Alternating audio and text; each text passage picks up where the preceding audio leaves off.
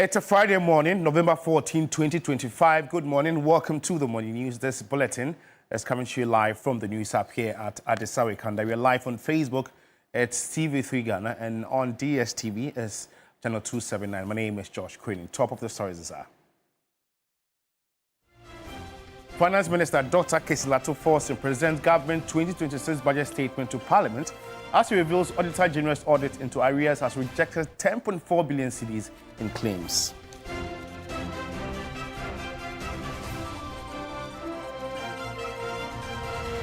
Also, government allocates an amount of 150 million cedis to the National Anti-Illegal Mining Operations Secretariat, NAMOS, to deal with Galamsey.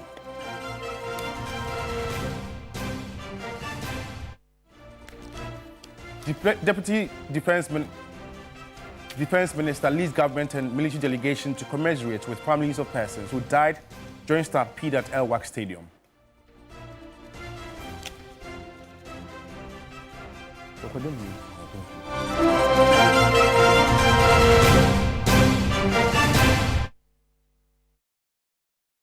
Well, we have details of these stories and many more coming up in the next 20 minutes if you spend your time with me.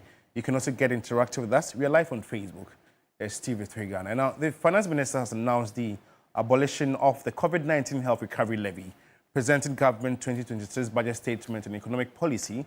Dr. Kesilato Forson also outlined a comprehensive overhaul of the nation's value-added tax VAT regime.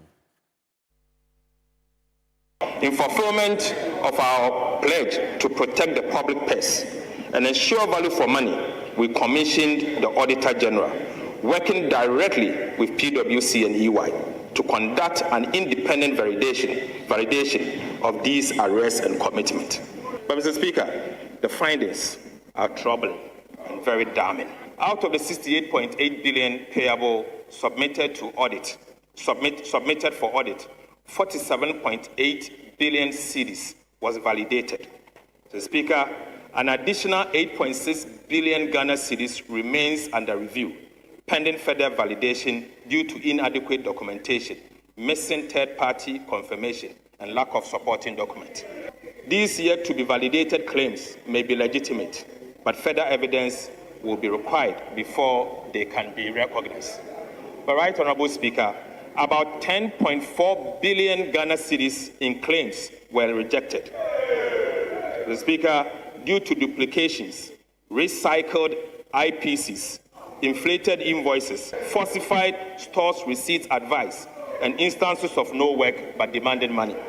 Out of the rejected amount, about 1 billion Ghana cedis, comprising BTAs, bank transfer advices, that had already been processed by the Ministry of Finance and were ready for payment by the Controlling Accountant General and Bank of Ghana, were rejected.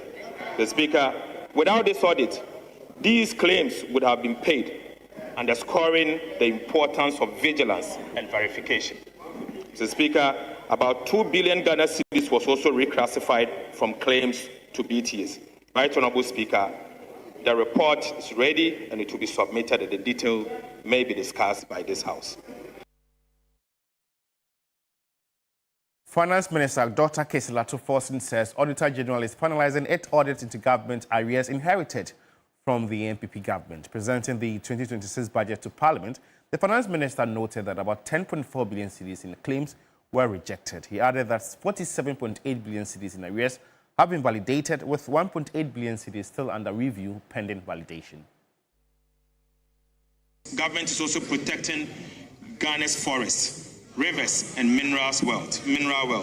So, Speaker, key water bodies and forest reserves have been declared high security zones, with 1,000 officers deployed and real-time tracking of mining equipment by Minerals Commission has been instituted. We are working with traditional leaders and communities to reclaim degraded land and restore ecosystems. The Speaker, in 2026, government will partner with private sector to reclaim 10,000 hectares using fast-growing tree species. We have allocated 150 million Ghana cedis for the National Anti-Illegal Mining Operations Secretariat, NAMOS, for the activities against illegal mining and forest degradation.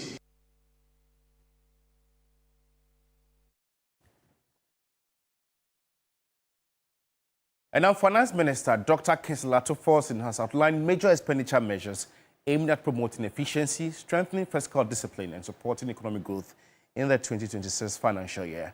Presenting the 2026 budget statement on Thursday, November 13, Dr. Forson said government will continue to rationalize spending to create fiscal space for critical sectors such as roads, energy and education. Take a listen. Government is therefore submitting to this House a bold package of VAT reforms that will make our tax system more equitable, transparent and business-friendly. Right, Honorable Speaker, the new VAT reforms will do the following. We will abolish the COVID-19 health recovery levy. Mr. Speaker, we will abolish the decoupling of GET Fund and National Health Insurance levies from the VAT tax base. Mr. Speaker, we will abolish VAT on recognizance and prospecting of minerals. Mr. Speaker, we will reduce the effective VAT rate from 21.9% to 20%. Mr. Speaker, we will raise the VAT registration threshold from 200,000 to 750,000 cedis. Mr. Speaker, we will extend VAT zero rating on the supply of local manufacturing textiles to 2028. Mr. Speaker, with the support of this House, Mr. Speaker, I'm proud to say that I'm happy to announce that today, COVID-19 levy is accordingly abolished. Mr. Speaker, by abolishing the COVID-19 levy, government is putting 3.7 billion Ghana cedis in the pockets of the individuals and businesses in 2026. Mr. Speaker, these reforms will also reduce the cost of doing business by 5% as a result of subjecting GET Fund and NHIL levies to input-output deductibility for businesses. Altogether, the VAT reforms is expecting to give back nearly 6 billion Ghana cedis to businesses and households. Still on the 2026 budget statement, government has allocated an amount of 115 million cedis to the National Anti-Illegal Mining Operations Secretariat. And the Finance Minister disclosed this during the presentation of the 2026 budget, whilst also announcing moves to reclaim degraded forest cover of the country.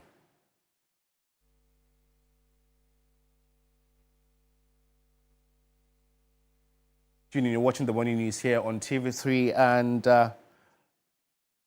you're live on TV. Rivers and mineral wealth. So, Speaker, key water bodies and forest reserves have been declared high security zones, with 1,000 officers deployed and real-time tracking of mining equipment by Minerals Commission has been instituted. We are working with traditional leaders and communities to reclaim degraded land and restore ecosystems. The Speaker, in 2026, government will partner with private sector to reclaim 10,000 hectares using fast-growing tree species. We have allocated 150 million Ghana cedis for the National Anti-Illegal Mining Operations Secretariat, NIMOS, for the activities against illegal mining and forest degradation. The Concerned Small-Scale Miners Association's Anti-Galamsey Task Force has intensified operations to clamp down on the menace. Members of the association have targeted communities along the River Ofin in their latest operation. Communities including Aniamwa and Ntombroso, all in the Chimampunya district, have become hotspots for illegal mining operations. The move is part of the association's commitment to supporting the national battle against illegal mining, particularly on river bodies. The once clear waters of the River Ofin has been heavily polluted as a result of years of illegal mining. The Anti-Galamsey Task Force of the National Concerned Small-Scale Miners Association, equipped with speedboats, has been patrolling the area to track down miners operating along the river. During the latest operation, several illegal miners abandoned their campfire, floating dredging machines, which were later destroyed by the task force. President of the Concerned Small-Scale Miners Association, Michael Kojo Pepra, revealed that more than 100 dredging machines were destroyed. We were able to destroy over 100 of chamfine machines that is being used to dredge our various river bodies. In so doing, We can all see the ripple effect on the color of the river. He added that local residents often assist the task force by providing information on the illegal miners' hideouts. Communities are always complaining about the destruction of the various water bodies. So anytime that we go, sometimes they are the people who give us this information and they lead us to where these criminals are. Local residents of Ntobroso, led by Michael Iwua, commended the efforts of the association. If we were the ones to reward, we wouldn't know what to reward you with. You have done a great job and we appreciate what you have done.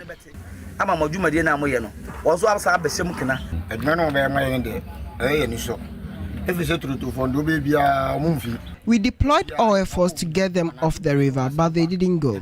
The Concerned Small Scale Miners Association says it remains committed to supporting the government's effort to combat illegal mining and restore the country's rivers to their natural states.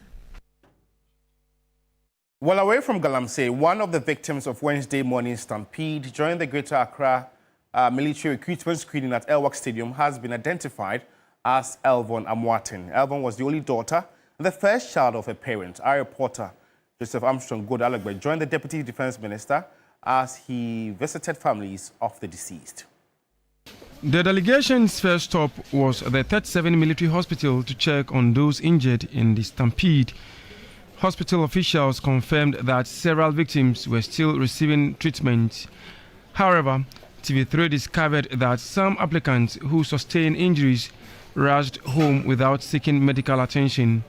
A mother of one of the injured told TV3 her daughter returned home weak and covered in blood stains, only to later learn from the news that all injured persons were said to be receiving treatment at the hospital.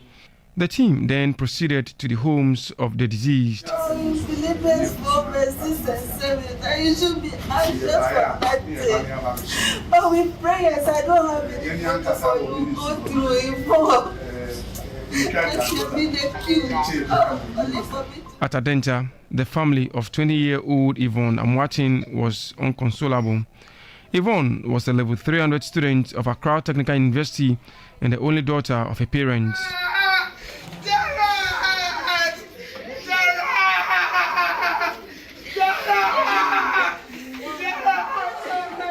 The Deputy Defense Minister and his delegation offered words of comfort and assured the family of government support in these difficult times. The Gender Minister also assured the victims of government's full support. The survivors are not alone. We are going to walk through this healing process with them and ensure that by way of social protection for the vulnerable, as they have become, they are not left alone. Their future doesn't die with what has happened with them. The team later visited other bereaved families at Kbong, where the atmosphere was equally heavy with grief.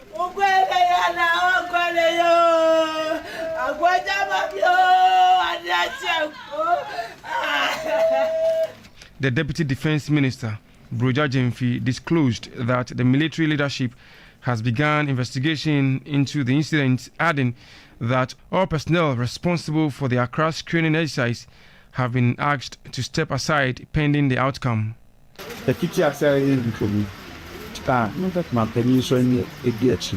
All personnel responsible for the military recruitment screening have been asked to step aside while investigations take place. I assure you of government support at this difficult moment. For many of the grieving families, their call is simple: that the state compensates all affected applicants and honor their memory. Joseph Armstrong, Gold Alubi, TV3, Accra. The victims are not left alone, according to the Minister of Gender, Children and Social Protection, Agnes Namuolate. Let's know what you make of this very situation. We are active on Facebook as TV3 Ghana. Hopefully, your comments will be read and shared to the rest of the world. In more news this morning, the New Job and South Municipal Chief Executive, Ransford Owusu-Boakye, has condemned a recent youth attack on the Eastern Regional Hospital and promised security measures to protect staff and patients. He gave the assurance when he visited the hospital's management following the incident and warned necessary sanctions will be taken against youth found culpable. The Nijabin South Municipal Chief Executive, Ransford Osubuachi, led the Municipal Security Council to the Eastern Regional Hospital to meet the hospital management for situational report. The hospital management, led by Dr. Foster Mponsa, recounted the incident and appealed for maximum security protection for staff and patients. Coming to work on patients and you thinking that you could be attacked at any time is something that is actually worrying. Thought that this incident was something that needed a strong condemnation. So we are very grateful that you have come again with the security. In response, the MCE, Ransford Osubuachi, gave assurances that music will take swift action to prevent future occurrences and ensure the safety of hospital workers. We would want to assure them that we will protect them 24 hours. The sort of incident which happened last Friday will not occur again. Those who came here were not sent by any party person. The MCE and so the regional vice chairman. They came here on their own and they are on their own. We have asked security, the police, to make sure they bring everybody who was part of this incident to book. If where they have to punish, they should punish so that others will not come in and do same next time around. The attack on the hospital was allegedly carried out by a youth group suspected to be from the governing NDC, who pasted notices to demand a change in the hospital's leadership. Before we take leave of you, the Accra High Court has deferred the taking of the pleas of former National Petroleum Authority Chief Executive Officer Mustafa Abdul Hamid and 9 others to December 9, 2025. The Office of the Special Prosecutor amended the charges against the 10 accused persons from 24 to 54 counts, citing new evidence, Lord Idwasare reports. The Office of the Special Prosecutor amended the charges against the 10 accused persons from 24 to 54 counts, citing new evidence. The amended charge sheet details 54 criminal counts against officials of the National Petroleum Authority and several associated companies for alleged large-scale extortion, abuse of public office, and money laundering amounting to 297 million Ghana cedis and $332,000. In court on Thursday, November 13, lawyers from the Office of the Special Prosecutor told the court that they were ready to withdraw the old charge sheet and replace it with the amended one in order for the pleas of the accused persons to be taken. However, they had been informed that the case had been assigned to a different court, the Criminal Court 4. The principal prosecutor then sought permission from the courts for an adjournment in order for the withdrawal to be done on the same day the case is to be heard at the newly assigned court. The High Court, presided over by Justice Beth Anieje, granted the prayer after lawyers of the accused persons did not oppose the application. The case has since been adjourned to December 9. Lord Rasari, TV3 News, Accra. Well, that's all time would allow us. And for more news updates, just log on to our website, it's 3news.com. Alternatively, join my colleagues Kebini Amano and Mao Negbeta at 12 on News Central. My name is Josh Quinn. For more news updates, let's do that. Good morning.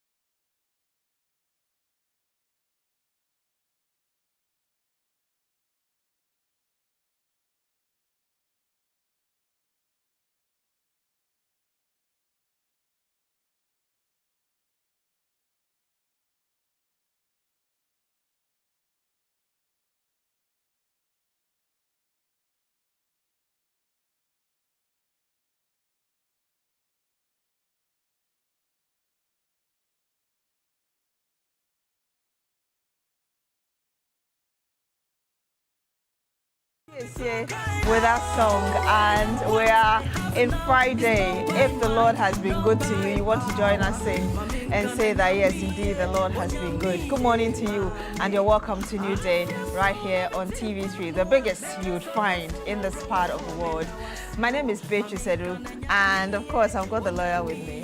Yes, Joseph Akable right here. It's amazing to be back on another Friday, and I always love the choice of music. I mean, Yes. God has been so kind, God has been so gracious, He has been so merciful. You know, each day we take it for granted, the fact that we wake up and we come again. Yesterday, I was heading to work and I just saw an accident just around the Kaukudi place, and I kept thinking to myself how cruel things could be in this life. And this week, there is an incident that touched me so much, and I mean, I just, before I realized, I was just shedding tears. Oh, wow. What happened? The 6 individuals who died. I mean, it's so sad. It's so sad. And the reason why it makes me so sad is the fact that these are individuals who are seeking job opportunities. Yes. See, I mean, we can make it about wanting to serve the nation, but we know that if you talk to those who go over there, 8 out of 10, maybe 9 out of 10, it's simply a search for job opportunity. Yes, to take care of body, Yes, and put so- body and soul together. Yes, so you wake up in the morning, you tell your mom, you tell your dad that you are going for the screening because you want to join the army, because you want to get a job, and the next thing they hear is that there are deaths, they can't reach you, Yeah. they can't find you, Yeah. and they eventually receive news that you are part of those who have died. Yeah.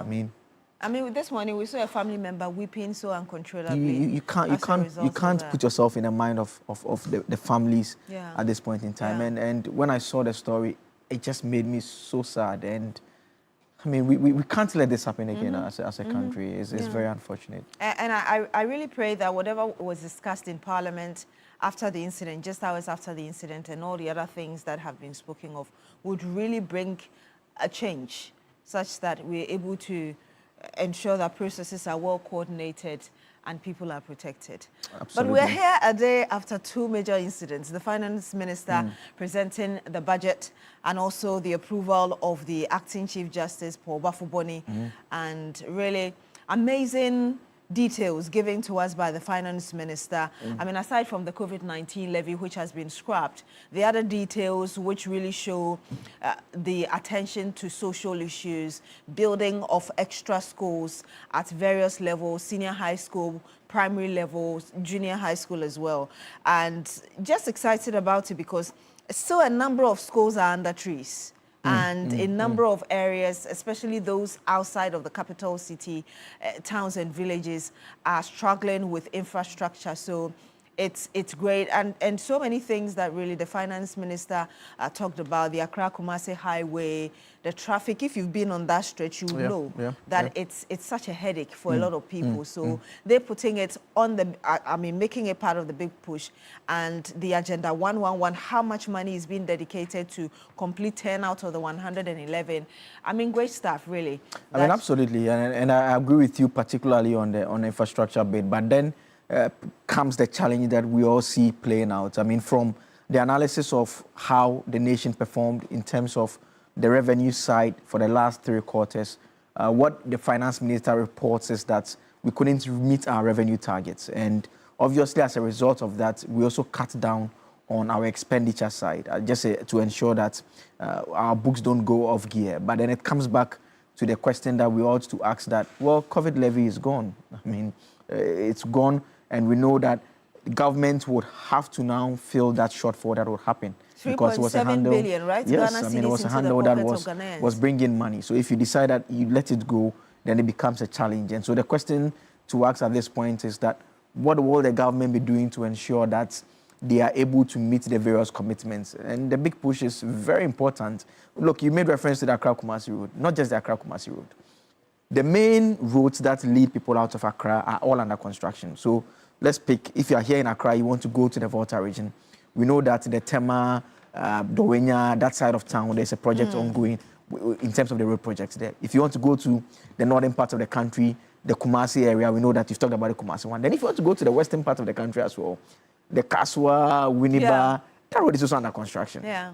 So I have used all three parts in the last couple of months, and I was saying that how do we even get ourselves in a situation where three outlets, major outlets, with basically no other option unless you are going by air, all under construction. So it definitely means that we have to ensure that we have the funds available, make it promptly available to contractors on site, just to make sure that we finish them, because these are very crucial routes. And hopefully we'll get some answers when we understand the Deputy Minister for Roads will be joining us on the big issue. Yeah, you're handling the big issue today. Yes, so we can touch on some of these matters, because everywhere you go in this country, every part of the country, roads are bad. Yeah. Even here in Accra. You know, there's something that gets me so ticked off when I'm driving and I don't know the road and I hit a pothole. I'm like, God, I just don't like that feeling of hitting it. I have a general rule I operate by. Okay. If it's an unfamiliar road, I go very slow. If it's in the night, it's way slower. Yeah. But in the evening, I mean, even when I'm coming at dawn, I mean, when I'm coming very early in the morning, I mean, around 5 a.m. there, but when I'm coming, the road I use, I'm so familiar with the road to the extent that I know when I have to be on the right lane. Your mind automatically prompts you, actually, when you know the road. You have to move to the left lane. Yes. Because there's a pothole up there. And that is a story that a lot of people are familiar with. So road is very, very important. I mean, energy too, you recall at the start of the year, there were some few challenges in the energy sector. Good news, we've had a bit of stability, not a bit, in fact, power has been stable for a number of months now. The finance minister announced that they've successfully renegotiated all the power purchase agreements with independent power producers. And we are also current in terms of our commitments. And so that is a very sharp departure from the trend we had last year, especially the latter part of last year, where the power producers were threatening to shut down the plants because several months of arrears were outstanding, where the government of the time had complained about the fact that the power purchasing agreements were too high, they had to be renegotiated. They tried to abolish some of them. It resulted in judgment debts, the GPGC judgment debts and all of that. And so that is also some good news that is coming in for a lot of Ghanaians. At least we all want to, using electricity. And I'm really looking forward to the modernized tax system that the finance minister talked about, the details of that, because we've had a lot of challenges. You remember when COVID-19 levy was, the e-levy in particular, when it was brought, the critics said that it was a lazy way of raising money because we could widen our tax net, get a lot of people on it so that the few people who are paying taxes, at least they will be relieved in a way. So I'm looking forward to the details of that so that we know that it's been widened and it's a fair tax system, as it were. But speaking about roads, I'm really hoping that we'll be able to also deal with street lights. Do you know the Abri Highway doesn't have street lights? No. I used it I think 2 months ago. And that's a very narrow, you need to be extremely careful when you're navigating your way through that meandering road and there are no street lights. And a lot of people driving with high lights on. So if your light is not good, you're going to be blinded. And I've had that experience a few times. And I do hope that these street lights issues would also be dealt with. Really looking forward. Absolutely. I mean, he also touched on the free SHS, saying that they've improved the allocation to the program as well. He also talked about the fact that they expect the currency stability that has been attained to continue. And that is also a very crucial point that will be put into some of our economists and experts who will be joining us in the discussion segment, especially because a lot of people have made the argument that the time they can see the real value of the city is towards the last quarter, around this period, towards Christmas, where people are importing a lot because of Christmas. And so you have a lot of Forex leaving the country. And so the question to be asked is that, do we see the signs that the stability will continue within this period and into next year as well? So we'll have the conversation about the city as well. And so it's a lot to chew on. It's a lot, on the morning show this morning. We'll be giving some money out as well? Yes, we'll be giving money, 1,000 Ghana cedis to, actually 10,000 to 10 individuals. So don't forget, you dial *439#. Always follow the prompt, pick your favorite platform, which is right here, number 2, TV3, and you get the chance of getting 1,000 cedis. You know, last week was a jackpot. Yes. We gave 20,000 cedis to 3 people, 5,000 to 2, and then 1,000 to... Well, one of the numbers, when I did the first draw, one of the numbers, it looked like my number. You are looking forward to that, Are you sure you played? How many times did you play? I played enough. You see, We've settled this already. I mean, Roland is. He says 40 times. Yes. Did you play 40 times? No, I didn't. Do 40. Exactly. Yes. But it's the reason why this morning we have to do at least 40. So just dial *439#. Follow the prompt. Pick number 2 like Beatrice indicated and participate. The target is 40. Maybe you see that's why it was close to my number. The first 4 or 5 digits were close, then the rest. It was someone's number. I'm sure the person is watching and he's laughing at me. Yes. You is fine. I'm forgiving you. But I'm doing 40 times, so we'll all be fine this morning. But today is also a special show as well because we've told you that the Current Cup is exclusive right here on your favorite station, TV3, and we're going to be giving you pre-match updates. We've got a whole panel for you, and Ore Kwampofu will be joining us, I think, from 9:30 to have that pre-live game show. So you want to join us, and shortly after that, later in the day as well, of course, latter part of the morning, the forum continues. What we've started, we'll be talking about AI in health and Ghana's readiness. So yes, there's a whole lot for you right here on TV3. Absolutely, and the Current Cup you doing, and it's the Black Stars that is playing. Yes. Yeah, the Black Stars. Yes. Those of you who don't know, the Black Stars is in action. We'll begin at this morning segment, and obviously we'd have to pick some calls and talk about the budget issue. But I mean, I have to compliment how you're looking. You're looking amazing. Thank you very much. Like you do on the red carpet. Who are you wearing? I'm wearing Bellberry. Okay. Bellberry is located adjacent to the Go filling station in Chado, and you can find her on social media. She's got really great stuff, mixing African with European style. I mean, just get to the shop and you really get a lot of beautiful stuff. Yes. All right. So thank you very much, Bellberry, for my look this morning. That's the message. If you want to look as stunning as Beatrice this morning, Bellberry Chado. Yeah, go there and grab some. We can just do this morning now, pick some calls and talk about the budget. What do you make of the budget as presented by the finance minister? Call into the show and share your thoughts with us. Were your expectations met? Are there other demands that you want to make of the finance minister and government for that matter?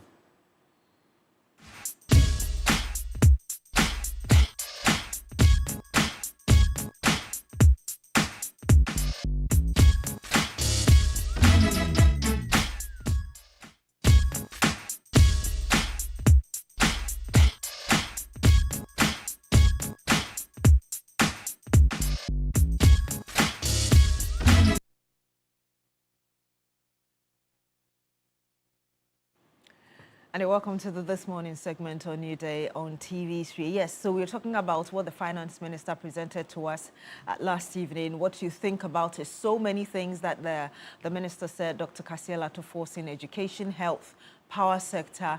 And so, yes, the numbers are showing on your screen. Give us a call and share with us what you make of what was presented to us. But I think we do have our first caller on the line. Good morning to you, sir. Thank you so much for joining us. He's actually joining us from the Upper West region. Tell us your name. Which part of the Upper West region are you calling us from? Good morning. My name is Sani from Wa. Oh, Sani from Wa. Good morning to you, sir. Thank you for joining us. Thank you to Beatrice. You look again this morning. And Thank good you. morning. I have powers to say Asma. Thank you. Thank you so much. So when we say Asma, we say Asma. So Asma. Easy, How do I respond to that? I should say nah. Okay, thank you very much. Yes. Please. Okay, so in contributing to get the huge budget, I think our finance minister did well. I think they should come more on jobs. It's not easy for the youth. And we hope and believe that the policy that we are about to implement, it will get to the youth. But a little bit disappointed with the minority. They are presenting budget with policies that are important, that are good to this country. And they are purposely told that they were created in the budget. We can't be doing this as a country. It's not everything that you should be opposing. At least the finance minister mentioned good policies like constructing roads, and others. And you could see that they were disappointed and singing songs that show that they are patriotic. Meanwhile, if you go back to their records, you see that there's nothing to put on account.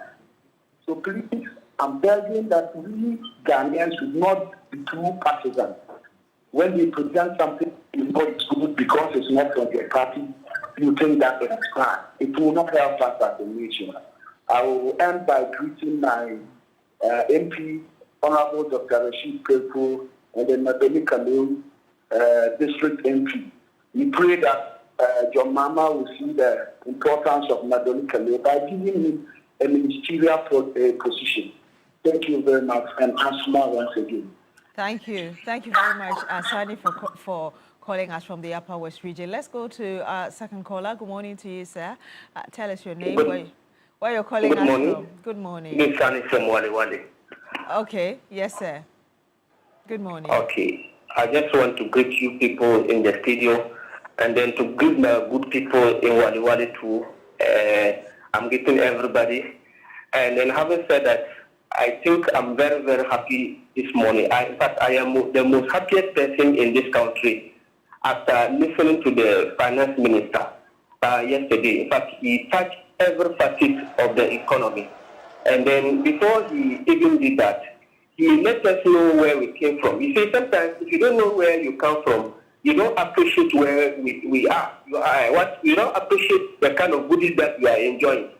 Because at a point in time in this country, inflation was hovering around 64%. So as we speak today, inflation is now 8%. Okay. So, and then apart from that, you can also see the dollar. It was also around 17, 18. But today, it is now what? 10 cedis, 90 pesos or so. So I think that is very good. When you appreciate these things, then you understand where you are. Correctly. So I want to thank him for making sure that, and then let Ghanaians know that economic management is not about bragging. Do you understand? It's not about slogan, one this, one that. No, it's not about that. It's about deliverance. It's about performance.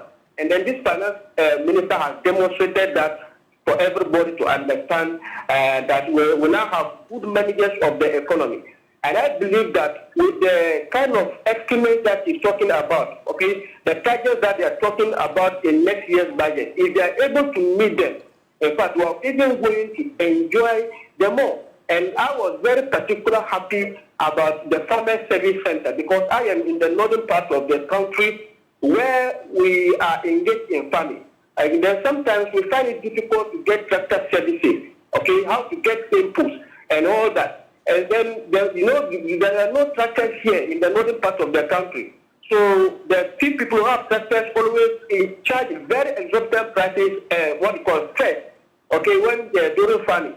So if this kind of intervention is implemented, I think it is going to give we the farmers in the northern part the opportunity to engage in large-scale farming so that we'll be able to get abundant food to feed the nation and to even export.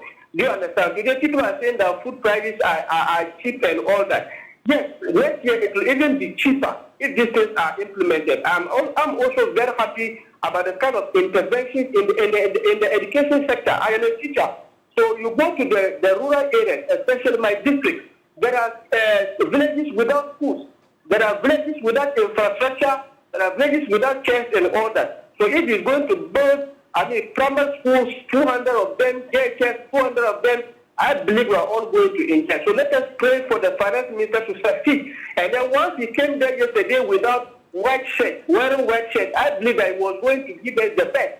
You know, it is not about quoting Bibles. In Africa, if somebody wants to cheat you, you either start by quoting the Bible or the Quran.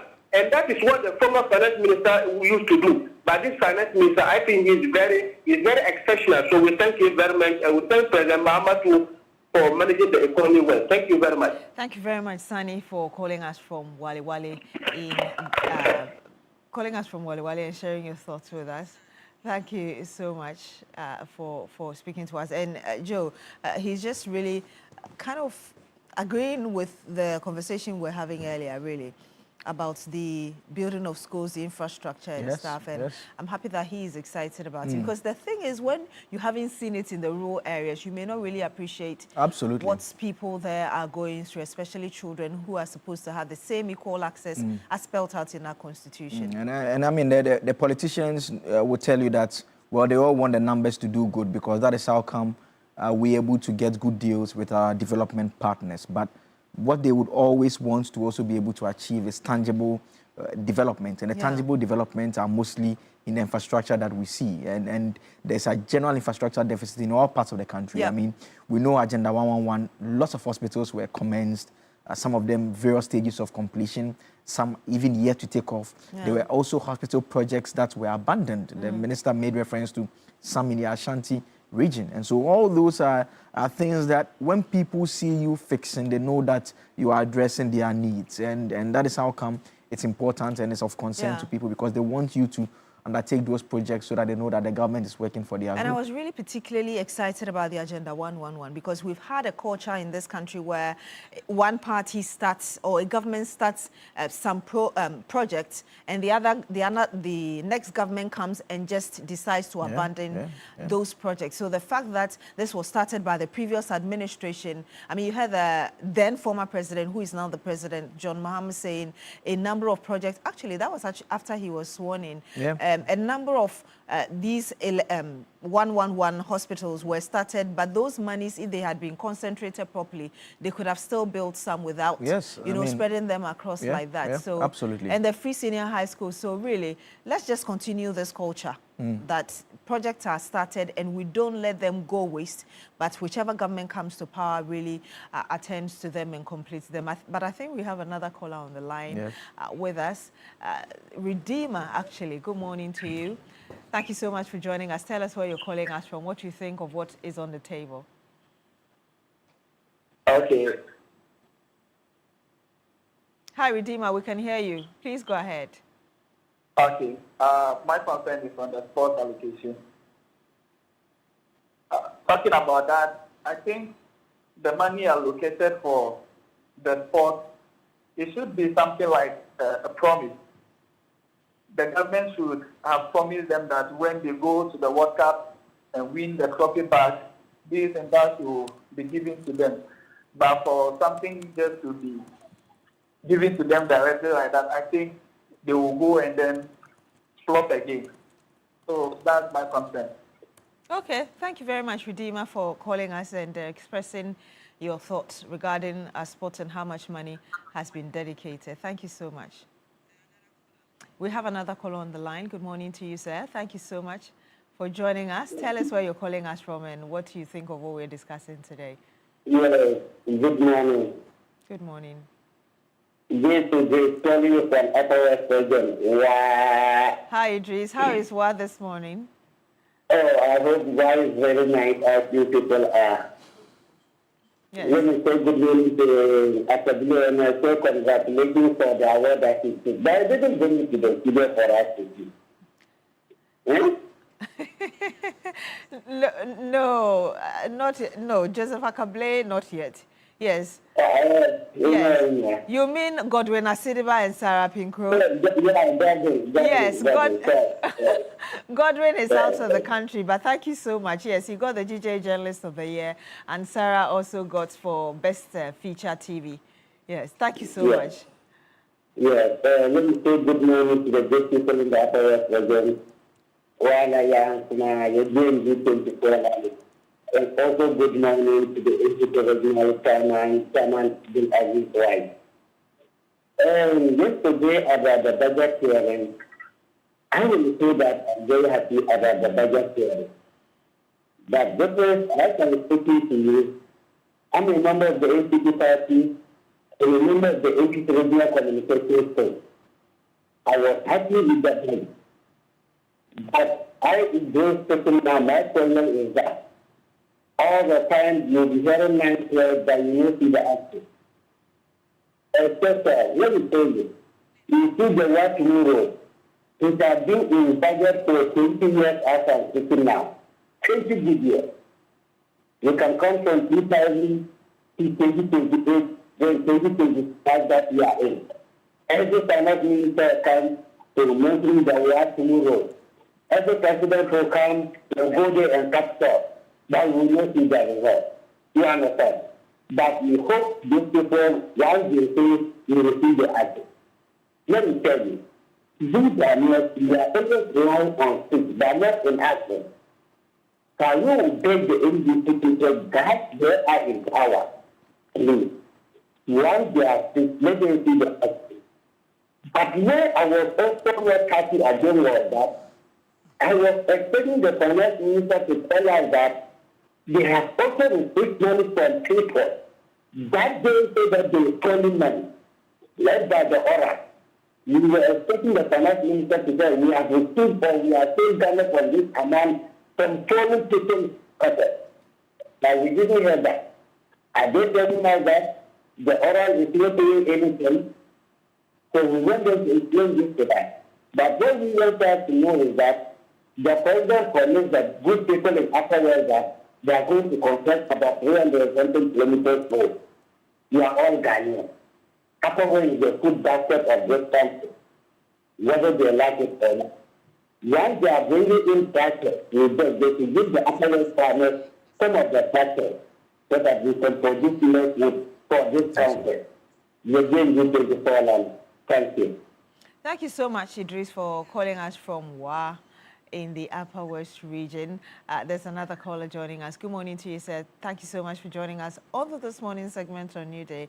Tell us your name, where you're calling us from. Yeah, good morning. Good morning. Yeah, my name is Emmanuel, calling from Sampa, Jamai North. Okay, yes, sir. Yeah, after listening to the finance minister yesterday, when he read the budget, I'll first say congratulating to the president, Muhammad, because I think yesterday they tackled the rare issue, the thing that's really affecting Ghanaians and the way they want to handle it. And I think he made serious business this time. We have to put politics aside. I never liked NDC, but 2024 I voted for them for change. And at least he has shown some sign that he really means business. Because there's a saying that it's only a foolish man who does not learn. But at least he went into opposition, he came back and he has learned and has started to do something better for the country. Tackling the agricultural sector is perfect. Bringing a factory processing company to Sampa and to the Brown region is a perfect idea. Because if you look at the cattle sector, let's see the amount of income that comes out of the cashew. From even Sampa alone, Jamaica alone. It's a huge amount of money. So if we have a processing factory, that our raw materials will not be going astray outside. Every time our raw materials have been going exporting to a different country. Tackling that aspect is the best idea. And two, the agenda 111 that he mentioned, he never brought any new project, but he tackled the old project that the previous administration never completed. It means that he has Ghana in heart this month. And we should put politics aside. If we're Ghanaian, let's think about the things that will benefit this nation. Let's reason as Ghanaians.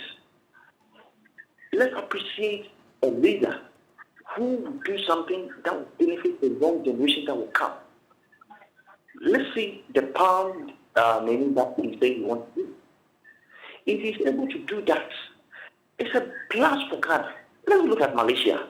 Malaysia does not have anything special, but they are able to at least use the palm that they have to generate income, to build their nation. We always go to Malaysia, we say Malaysia is beautiful. It's all because of palm oil. They learn it from here. You see, we have left our farmers astray. We have made farming a poor thing. If you don't have money, that's when you go to farming. But believe, if you even read the Bible, all the wealthy people were farmers. And a nation that grows from farming. Because if you are not importing from other countries, if you are not importing raw materials from other countries, and you are able to generate that raw materials from the country, it means that you are a serious nation. Indeed. And yesterday, he tackled all aspects of the problem that is facing in the nation, that he wants to do something. Even if he does not do all, and he's able to do part of it, it's a plus for him. And I think NDC, this time, we are real Ghanaians. And we are begging the minority. They should learn. And one point, a man is not the end of his life. They should learn. That NDC learn, and they are bringing new policy, new change to the people of Ghana, the youth of Ghana. They should do. Thank you. Thank you so much for calling us from the Bono region and for sharing those thoughts with us. A very happy man, you can tell in his voice, and I mean, what he makes of what was presented to us by the finance minister yesterday. But there's a world-class university right here in Ghana, Rosebank International University, a strong South African university and a branch of the ADV Tech Group, Africa's largest private education provider with 146 schools across 5 African countries and over 100,000 learners, and partly owned by the World Bank through the IFC. Rosebank International University is fully accredited by the South African Qualifications Authority, the British Accreditation Council, GTEC in Ghana, City Guilds in UK, and Capsicum Canary Studio. At Rosebank International University, we offer a Doctor of Business Administration, MBA, Master of Science, and Master of Philosophy in Digital Marketing, Bachelor of Supply Chain Management, targeting professionals in freight forwarding, customs, etc. We offer hospitality and culinary arts, available at diploma, undergraduate and postgraduate levels. Our ICT has BSc Information Technology in Business, Systems and IT Computer Application Development, all carefully designed to equip you with the skills and qualifications needed for a successful global career. Remember, our mission is simple: inspiring excellence. Admissions are now open for January 2026. You can visit our modern campus at Airport Commercial or Pebia House, Accra, or apply online at www.riuc.edu.gh. Rosebank International University, building global citizens.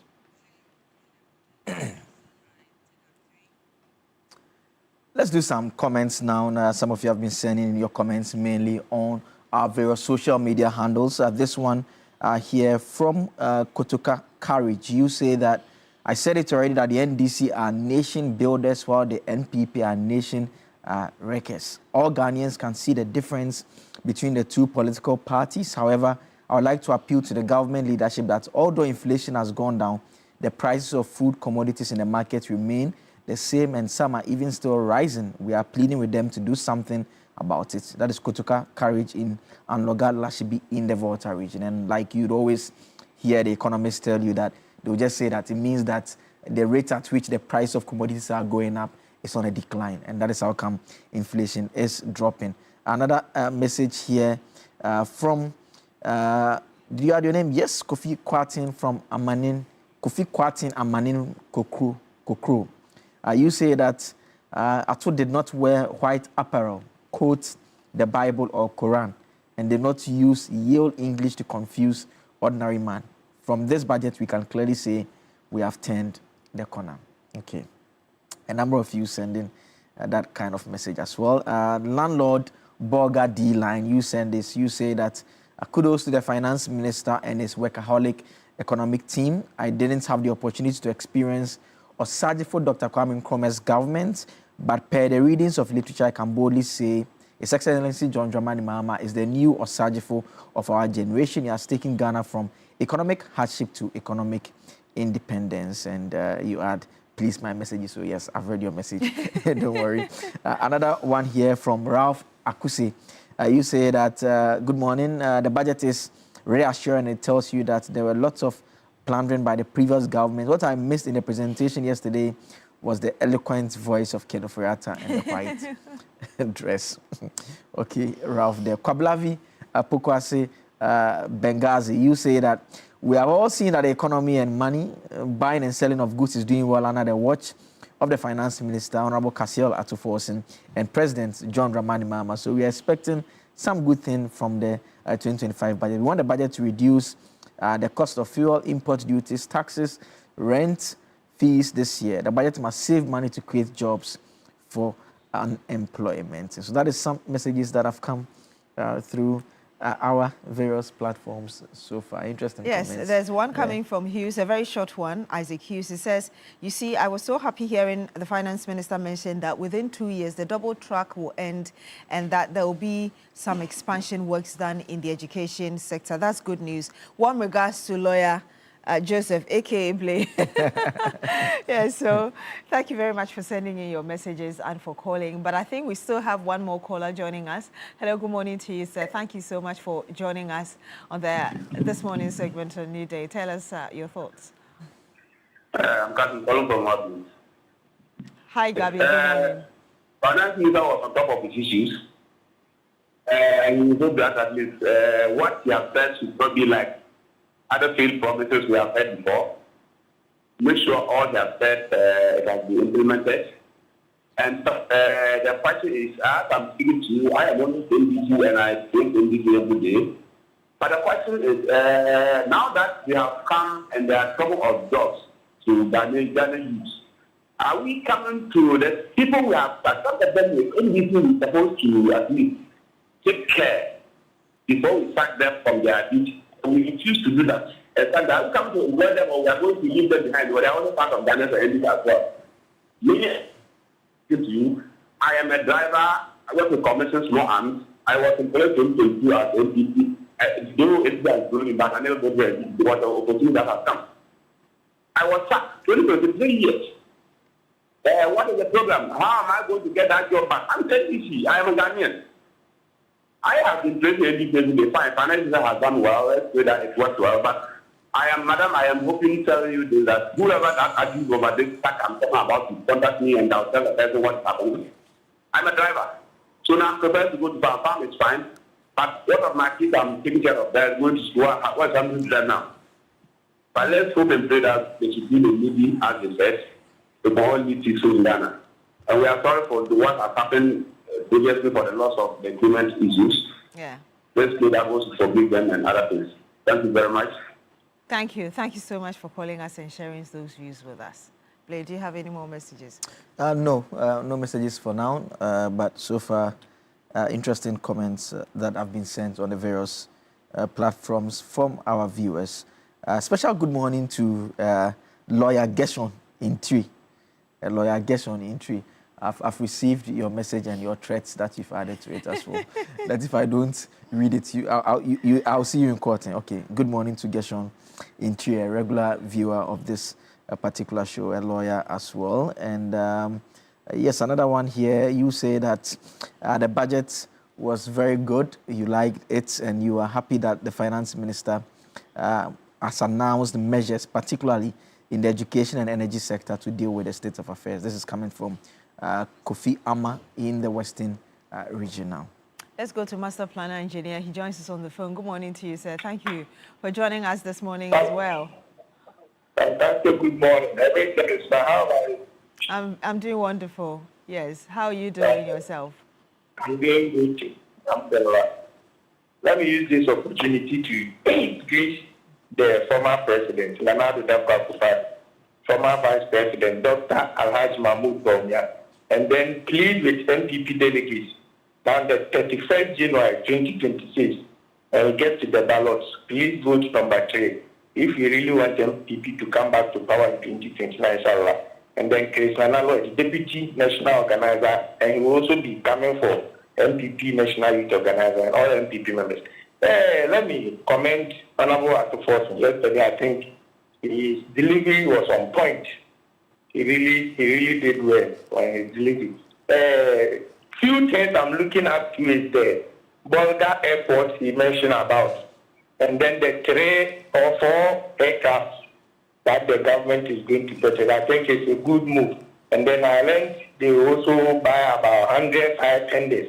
It's very, very crucial. If they are able to do this, I think it will really help the nation. You know, I'm a strong MPP member, but these 3 items I saw in the budget, I think if they're able to deliver on that mandate, I think it will help the nation. Aside that, the Agenda 111, although they say they will be taxing 10 of them, I think 10 is not all that enough.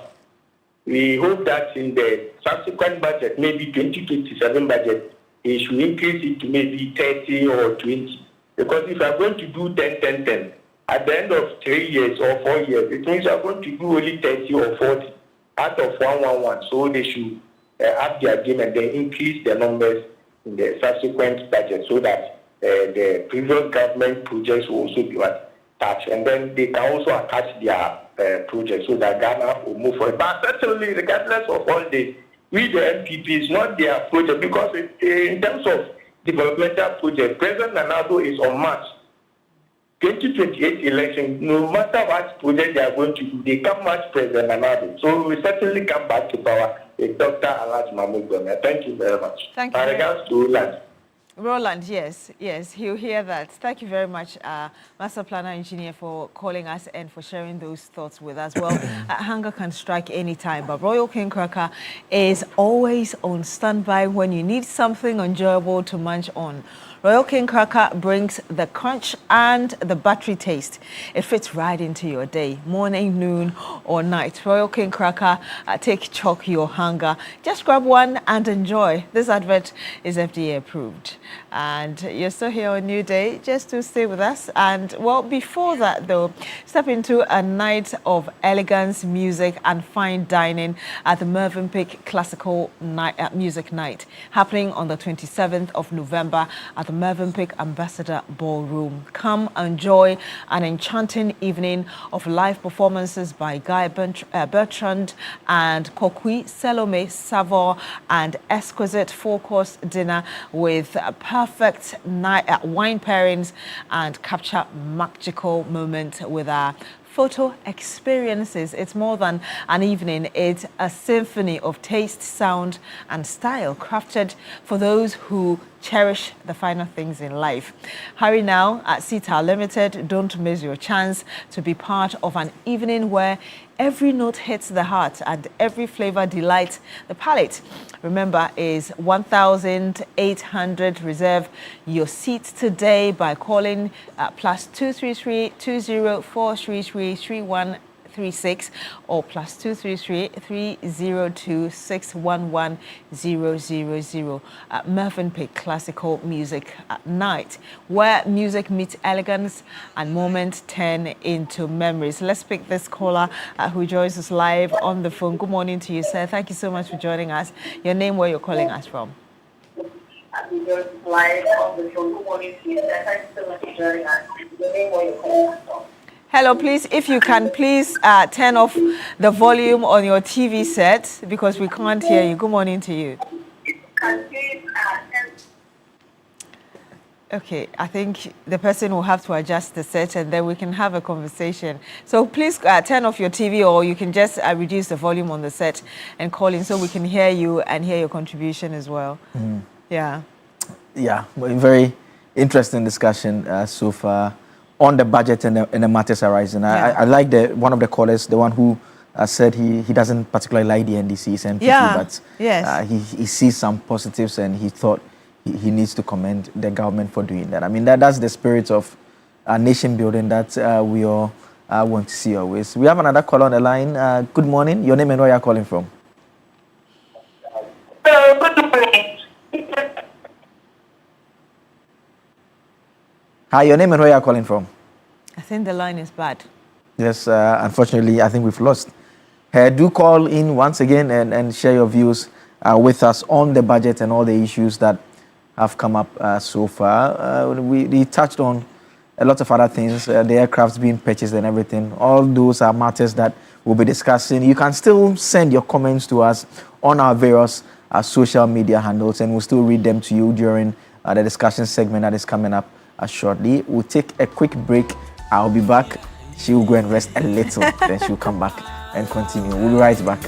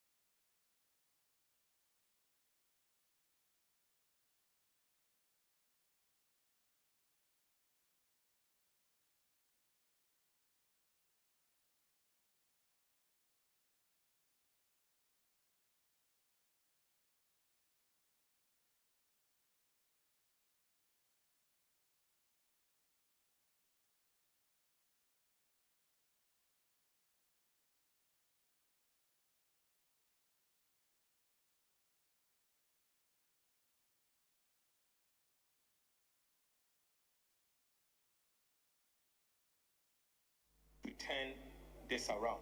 Mr. Speaker, through decisive leadership, board reforms began to turn the tide. Mr. Speaker, the result speaks for itself.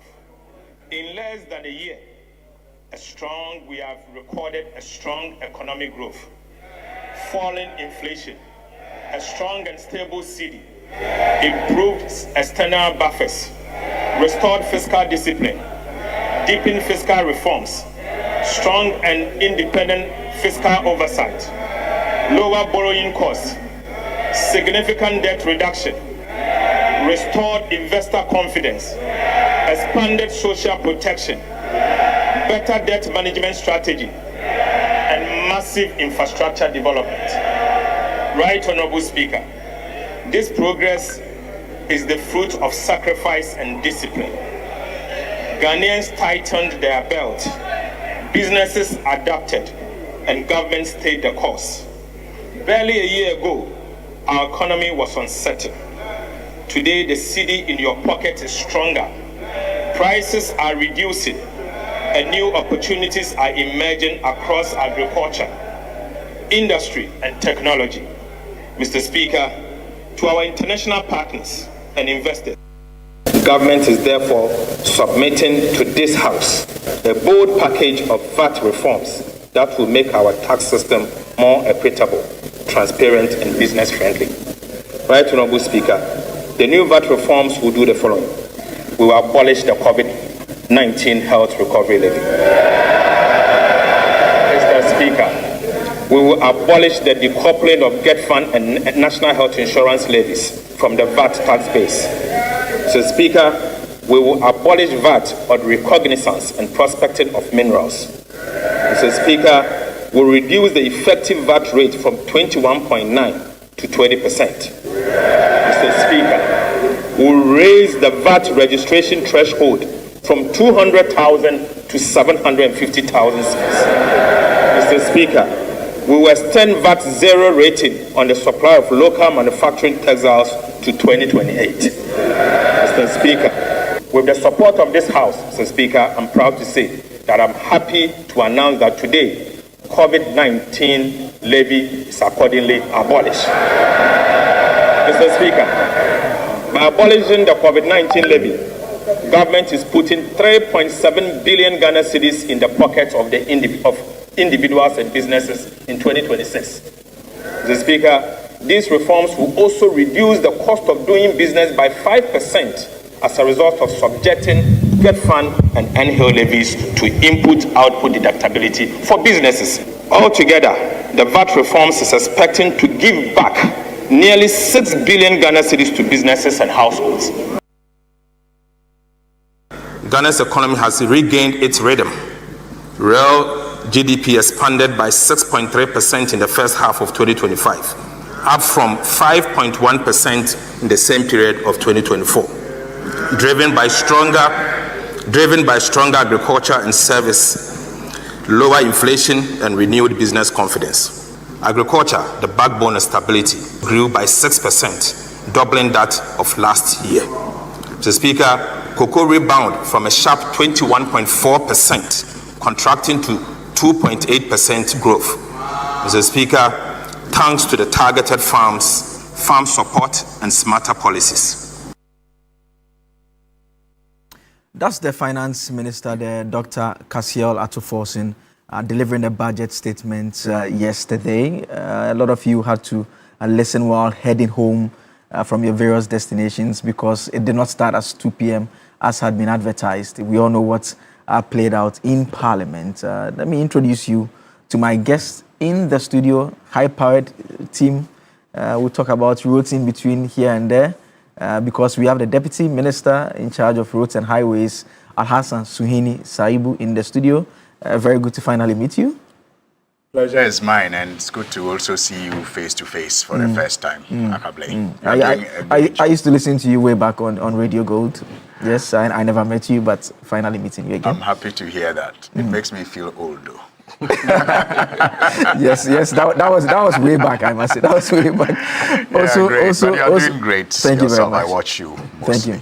Thank you very much. Also in the studio with us is Ebo Bachman. Ebo Bachman is Deputy Communications Director for the United Party. He's also a financial and economic analyst as well. Ebo, thank you for joining us as always. It's always a pleasure, my brother.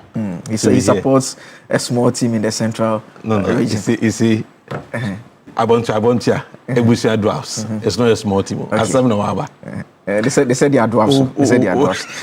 Also in the studio, Professor Enoch Opokwentwi, Prof, with a large constituency in Koforidua and in Virginia, Wisconsin, and all those areas in the United States. Prof, good to see you as always. It's always great to be here. My brother, I think the second time we are meeting. The first time we were at GBC together, and when I was in opposition. Yes. And now you are in power. You've not met since. Yes. It's been a long journey. But I want to say that yesterday when I watched painfully how Cameroon were eliminated in the round-robin football, and Nigeria are almost there with Congo DR, and I saw Europe, what was going on. But I want to say something to the youth. I think that based on what happened to the military recruitment, we need to stand up for the youth. Unemployment is a big ticking time bomb in this country. We should find jobs for our people with oil, gold, every resource that we have. I don't know why we shouldn't have all the factories and manufacturing to provide jobs for our people. But I also have an advice for the youth that your biggest asset in this country is this, your cell phone. Make sure that you network very well with people, because Ghana here is who knows you. Looking for a job. I have over 250 individuals who have sent their CVs to me looking for jobs. So jobs is a big issue here. We should do whatever we can to provide jobs for them. But the youth also using your phone, make sure that you don't call these individuals, politicians and the business people just because you need help. Sometimes call to check on them and then to see how they are doing. It helps to link up with them before one day you ask them for that help that you are looking for. A colleague was telling me a story about an uncle who was in government, and the uncle had told him to send his CV. So he had not sent it, and he met the uncle, and the uncle said that, "Oh, Charlie, CV now send him, I forwarded it." The CV had not sent it. The man said he had forwarded it, so he didn't bother to send it at all. Yes, but job is a big deal, and I mean early on when we were doing the calling segment, I was complaining about the unfortunate incident that happened at 37. I mean, very, very sad.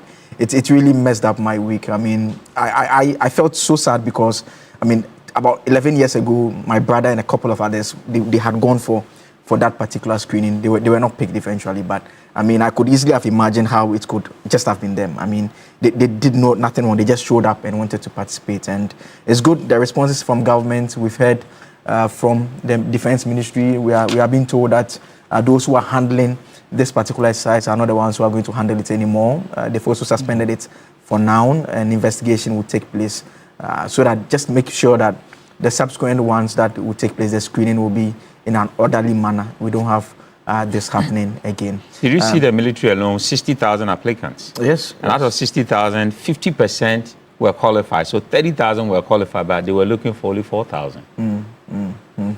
That's a big problem. It's a big shame. I It mean, is. On the part of the light-hearted conversation about politicians, I think that we are not telling our stories enough. Maybe many of us, especially those who are on retirement now, should begin to write and talk more about how to survive being a politician in public life in this country. Because the danger is that when you are still in active service and you are even honest about what you go through, it can have negative consequences on you. So I think that many of us have to begin to tell our stories more. But on the jobless situation in this country, which many have attributed to the numbers that we saw at the Elwak Stadium leading to the Stampede, we perhaps have to continue to engage in very frank conversations about productivity, about employment, and the expectations of people who seek labor in this country, vis-a-vis the kind of graduates that we also churn out. Because you see, I have a very unpopular view I'm not afraid to express it. When it comes to our mindset as a people, perhaps it has been developed over years of, if you like, indoctrination.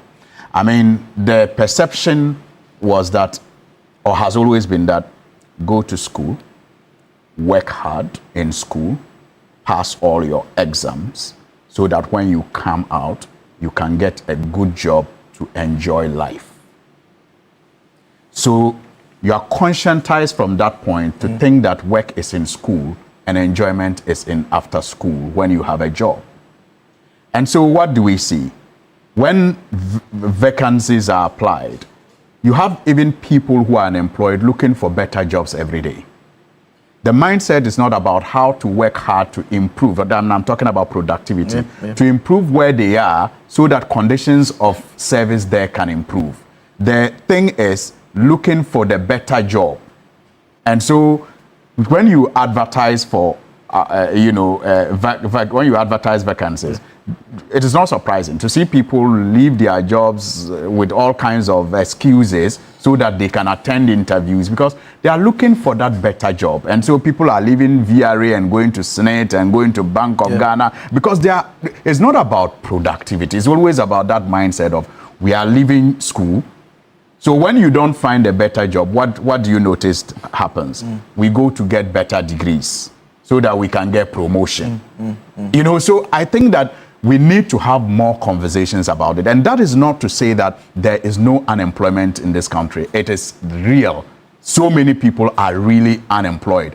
Others are underemployed. But too many people are employed but do not even appreciate the reason why they are employed and the need for them to contribute to productivity, to make the institutions that they are employed in better so that they can enjoy better conditions of service and perhaps make it possible for the institution to grow and expand and bring in more people and even live long enough to take care of their children. So these are conversations I think that we need to continue to have. And I am grateful and excited about some of the vision that you see expressed in the 2026 budget that was presented by the finance minister on behalf of His Excellency the President. Clearly, there is a vision to change the narrative in this country. And if we all plug in and understand where His Excellency the President is taking this country to, I'm sure that after these 4 years, like he keeps saying, he would have set this country on a path of progress and growth. We'll get into some of the specifics shortly, but also joining us on Zoom this morning, Dr. Edu Owusu Sarkodie is an economist at the University of Ghana. Doc, good morning. Hi, good morning to everybody. And fortunately, I support Asante Kotoko. So we beat Hearts of Oak last weekend. We beat Hearts of Oak by a goal to nil. They are not happy, but we are fine. And Doc, maybe let me start with you on the budget conversation. Let's zoom right in. And I mean, is it fair? The finance minister basically says the theme this year is resetting for growth, jobs, and economic transformation. Now, what he did was to tell us the current state of the economy. I want us to deal with the conversation in different parts. The first part is on the assessment of the state of the economy. He says that we have turned the corner. It's not the first time we are hearing that from a finance minister, but the numbers that he makes reference to, we know of inflation in the regions of 23, there about last year, we are now around 8%. He also talks about the value of the Ghanaian currency, which was a major challenge in times past. Is it a fair assessment to say that Ghana's economy today is better than it was last year in November? That is one.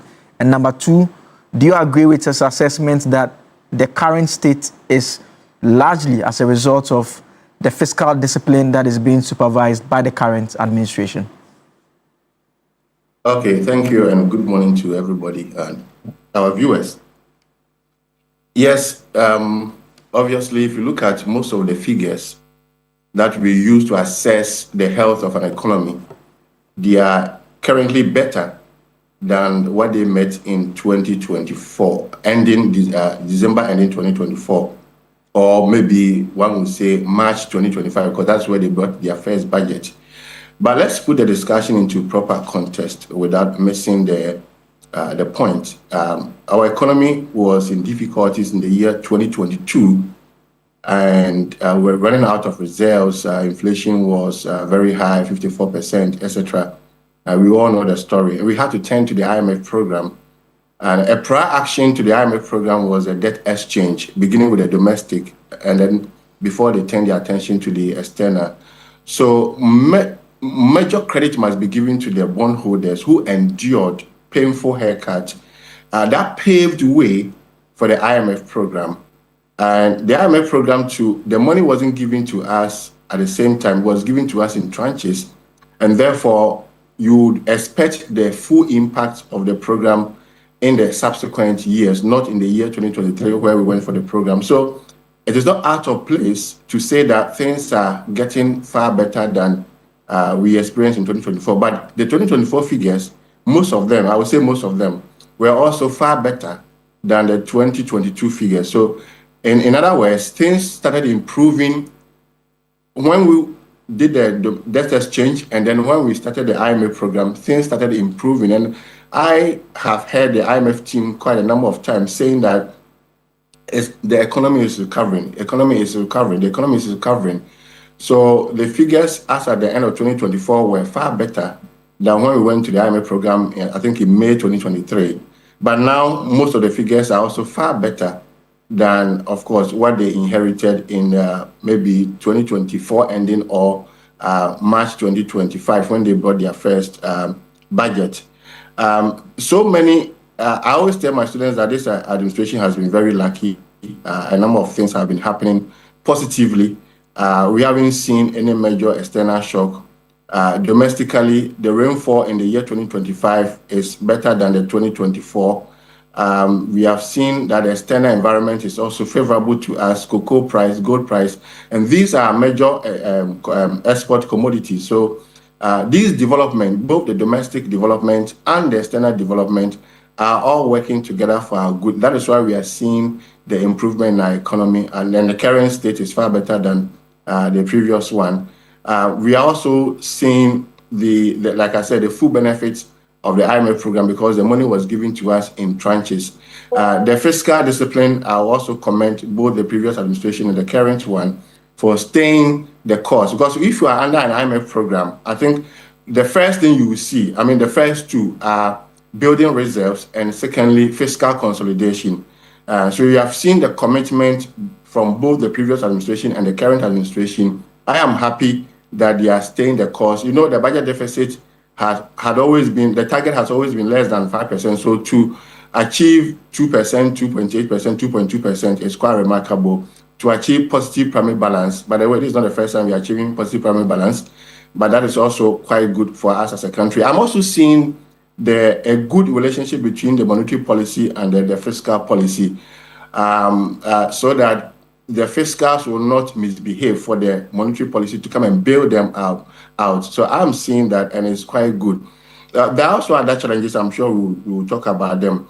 So getting to your next question, is it as a result of fiscal discipline? I think I would link your second question to the first one in my initial submission. The fiscal discipline, like I said, in the IMF program, fiscal consolidation plus building reserves are the major key areas, plus other things like, bringing down inflation, controlling the exchange rate, etc. So the fiscal discipline was started by the previous administration under the IMF program. It has been continued by this current administration, and we must commend the two administrations for staying the course of the IMF program. In addition to the fiscals, I've mentioned other factors like the domestic factors like rainfall. We have mentioned the domestic external factors like the gold price, cocoa price. We have also, together as a country, we have built reserves. I think currently our dollar reserves are about 12 billion. In the year 2022, before we went to the IMF, I think it was less than 2 billion or so. Today we have 12 billion reserves. Gold reserves are also mounting from 8 tons to now I hear 38 tons. By the way, I always get opportunity to say that Ghana should be behaving like its peers, like Mexico and Kazakhstan, and build more than 100 tons of reserves, because we produce similar. Than the last year, we produced 130 tons, similar. The three countries, Ghana, Mexico, and Kazakhstan, we produce 130 tons. So if they have reserves of 125 and we have 38, we should be putting in more efforts to build more reserves. And when we do that, I think the new wave of economics coming up is what we call metanomics, how to back, how to use your minerals to develop your country, starting from how to back your currency with gold. And Ghana has gold in abundance, #1 in the whole Africa and #6 in the whole world.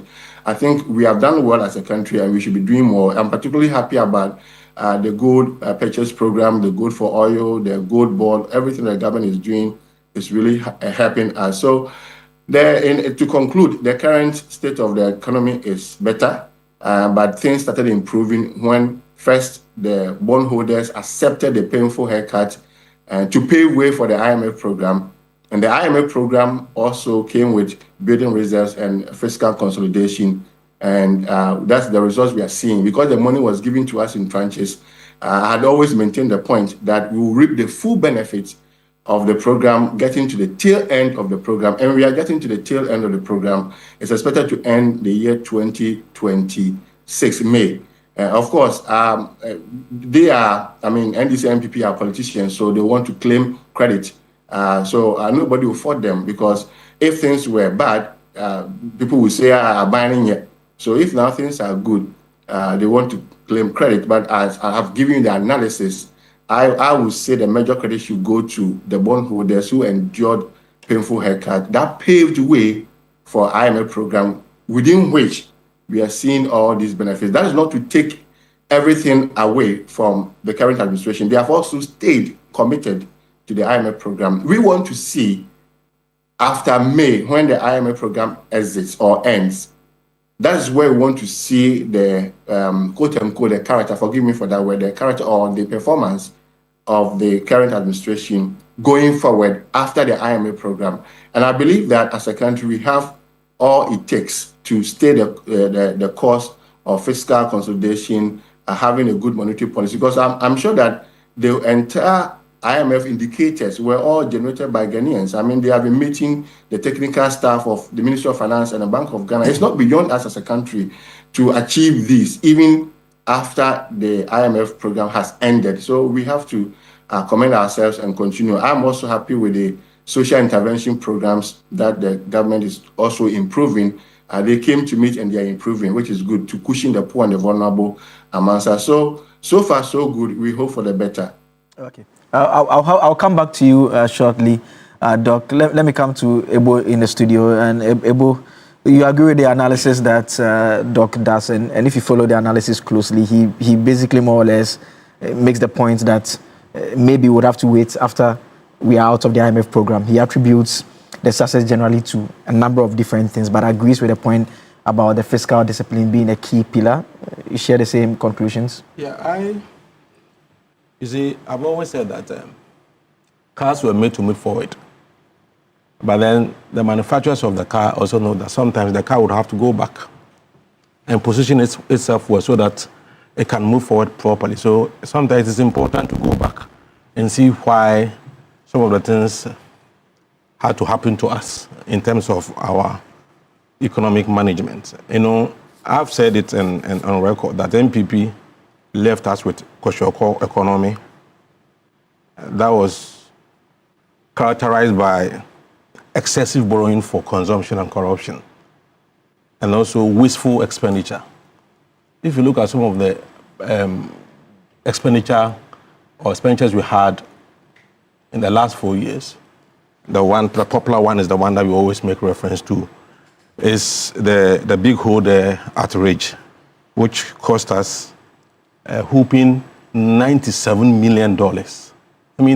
Think about it. What $97 million can do to an economy that was in shambles at the time that the expenditure was made. So it's not just about taking us to the IMF. I don't think any government that mismanages the economy and takes us to the IMF should be given any credit. Because it is because of your mismanagement, that's why we go to the IMF in the first place. So you don't have to take any credit for taking us to the IMF. And I agree with him, the bondholders who suffered, some had to die. We shouldn't have gotten to that stage anyway, because, I mean, given what is happening now, given the kind of management going on now, the same thing could have been done in the last 8 years. Because we are not borrowing excessively. We are not wasting our resources, investing in needless areas. Can you imagine spending almost, and this I'm quoting what Dr. Bawumia himself said, that close to 4 billion was expended on NAPCO. Why would you do that? When that money could have been used you could have used that money to invest in the productive sector of the economy to generate permanent jobs for the youth. So we had a lot of wasteful expenditure in the past 8 years under the previous administration. So yes, to the extent that the bondholders had to suffer to save the economy, I agree with Doc on that. But for me, the most important thing I think we need to look at is the fact that the government has been able to stabilize the economy. You know, we pursue macroeconomic stability through the demand side, management, using fiscal and monetary policies to regulate aggregate demand and if you like, to mop up liquidity from the system. I think the government has succeeded in doing that. That is why we are experiencing the kind of stability we have in the macro environment. But the most important question is, what next? And that is what we were given in yesterday's budget. And for me, very significant, because there has to be seamless transition to the supply side also, for growth, for economic expansion, for job creation, because following what's happened, or the unfortunate incident we witnessed at LWAC, I think the focus of the budget should be employment, job creation. And that is what I see in this budget. Because if you look at, they've mentioned 24-hour economy in the budget. They've mentioned agriculture, pumping more money into agriculture sector, which is very important. And fortunately for us, we also have agriculture minister who seems to understand the nuances and nitty-gritties of agriculture. And so if we succeed in, if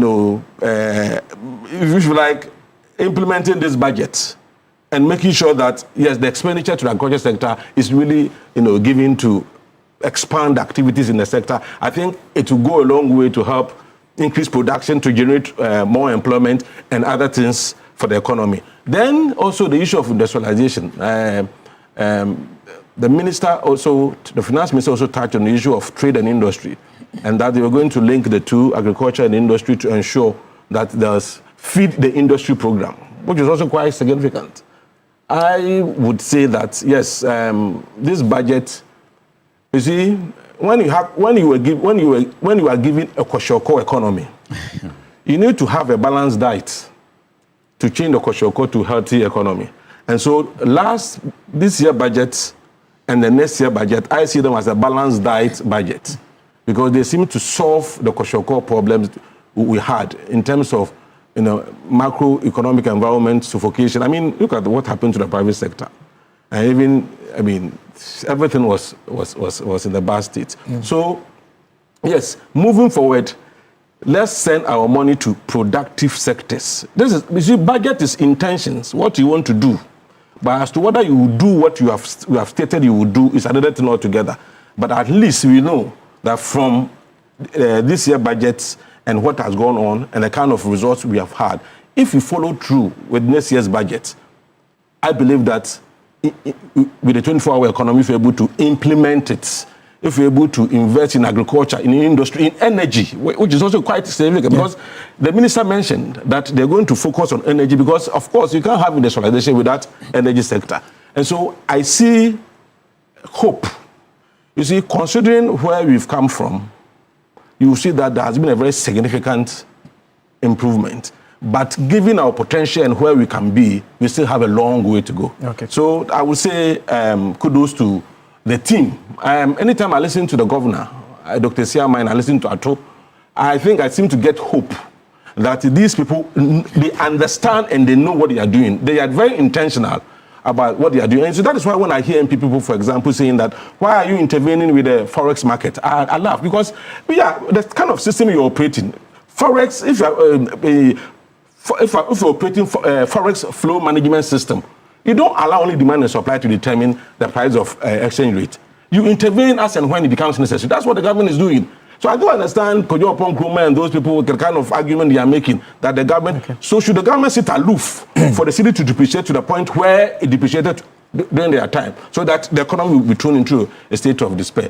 I don't think so. So yes, let's support, I believe that let's support this government. When I say let's support, people say, oh, but you are with United Party. Why are you saying we support? You see, the reason why we should support any government that is in power is that if you consider the kind of pain people went through in the past 8 years under Akufo-Addo, DDEP, number of people who died, you should never wish that any government should fail. Because if the government fails, the effect, the repercussions is there. I mean, they'll tell you that if the government does very well, the NDC will continue another 8 years. If NDC does well, what it means is that if you want to compete them out, you have to come with superior alternative. And that is why we for the country. That's why we are not afraid, because we believe that what Mr. Nchamanten represents is superior. And so that is why we wish this government. Let me come to Prof now. And Prof, do you get a sense generally that there's a lot to be excited about from what we heard yesterday?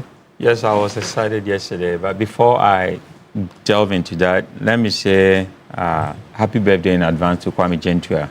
Oh. Yes, I forget this one. Yes. Because Sunday is going to be Kwame's birthday, and we love him. So, Kwame, happy birthday. Happy birthday to you. He's in the northern region, I think Upper West also, working, and that's why he couldn't join us. We wish him happy birthday. The producers are... also wish, because I don't want trouble. I don't want trouble. I'm the one who be in the biggest trouble if I don't. He said you were baby cancer, right? But all right. We need to know your age anyway. So, a nation should not be judged by how it treats its highest citizen, but the lowest ones as well. That is what Nelson Mandela said. And this budget really takes care of the little things for the people. I was told by a guy from Virginia that I know very well that the finance minister could have just gone to Parliament and said that the fundamentals are strong now, the exchange rate has not exposed us, and done. He can leave the place because the finance team has done a very good job. E-levy gone, bed tax gone. Now COVID tax, which was a very nuisance tax, is also gone. So one thing that is left is that we need smarter revenue-raising strategies to balance our cost. Because I'll talk about the cost and the debt that we have hanging on our neck and the way we can fix that.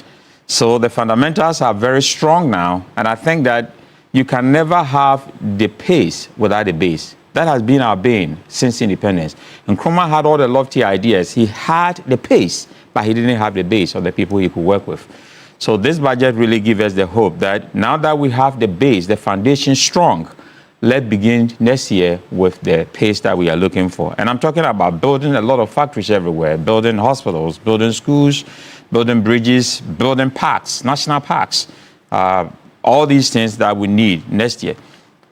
If we look at what Plato also said, that a society that mocks virtue prepares its own collapse.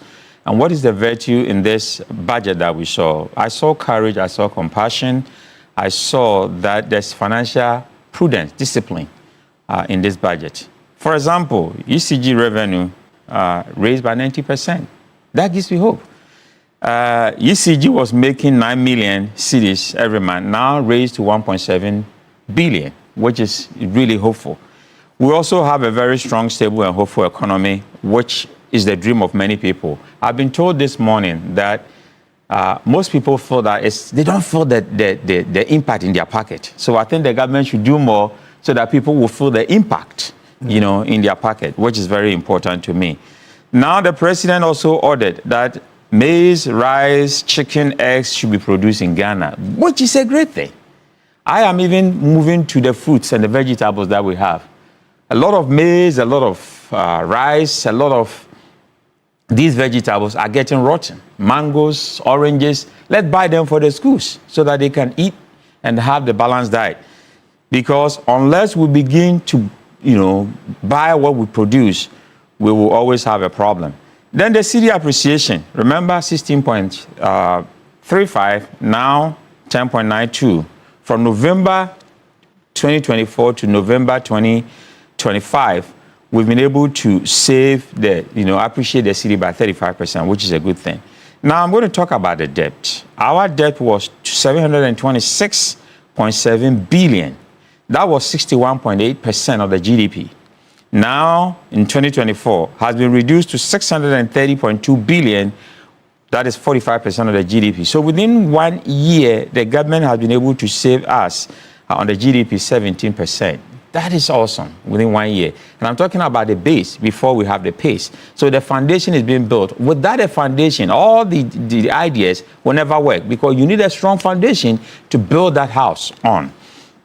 Then I've seen a lot of allocation, 150 million NIMOS, which is good because we are fighting galamsey and we need money. This morning I learned that even Black Stars have been giving 150 million to prepare for the World Cup, which is also a very good thing because we need them to go higher during the World Cup. We also have what we call the Integrated Oil Palm Development Policy, which are like 100,000 acres of cultivating land for palm oil. We need them, and that I'm told is going to produce about 250,000 jobs because jobs is everything to me. If we can provide a lot of jobs, manufacturing, software, anytime we can produce any kind of job for our people, I am all for it. Then we talk about the 43.2 billion allocated for education in 2026. I'm told from last year one to this one is just 2%, but that is okay. We need to do more on education. So the budget of education, 43.2 billion, is great. Inflation, we are in the single digits. That's an awesome thing. But like I said, it should reflect in our pockets for everybody to feel that one. Then 292 million allocated for sanitary parts. That sanitary part issue, I'm thinking that we can have a factory that produces the sanitary parts instead of always allocating money to that. I'm going to end this way. The economic figures look good. From inflation to the COVID levy cutoff to the import cover and the currency. But we should also make sure that we resolve ourselves from the IMF. I will be the happiest person in Ghana if we don't go to IMF again to take money. Because my brother who spoke earlier was talking about, come May next year, we will have to go to IMF again and then do the reviews and see whether we need money. With all the goods that we have now, with the oil money, with the lithium that is coming, we don't need to go to IMF again. We're tired of IMF. They've not helped us.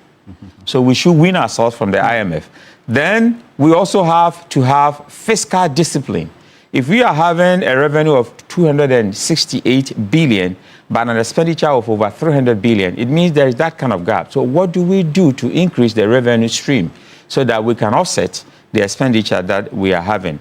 And then we also have to invest in production sectors. Production sectors, I'm talking about what we eat, what we wear, and what we consume. We need to invest a lot in that area. Let me come to Honorable across me now. And I mean, there are those who compare the figures we are looking at, the state of the economy, to the 2016, 2017, 2018 period. And the argument they make is that they recall the very first November budget that the NPP government read. The numbers were also looking very good. And they had made a point that, well, we are just about finishing an IMF program. And so the argument being advanced is that it may be a bit too early to be excited about the gains, but once the IMF gets off our back, because every 2-3 months they come down for a review, and so we are not able to do the things that we normally do. Do you share that assessment? No, Akable, it's important that we pay attention to nuances in our conversations. I hear many of the NPP communicators make this argument, which was an argument that was true in the past, but wrong today. And I'll tell you why. Because you need to look at the nuances and put the conversation in a context. When the NDC was exiting power in 2016, the EIU and other economic pundits had predicted that due to the hard work and investment, especially in the energy sector, and I'll come back to that, Ghana's economy in 2017 was going to grow by about 8 to 9%, but GDP. That was a prediction in 2016, and that Ghana's economy in 2017 was going to grow by about 8 to 9% GDP. Now, the NPP took over and maintained some of the things that the NDC was doing at the time. And so they were able to make about 8% GDP growth. But soon after that, the slippages started. And so the GDP started coming down in 2018. The borrowing was getting excessive by 2019. And clearly, even before COVID hit in 2020, the economy had become very vulnerable.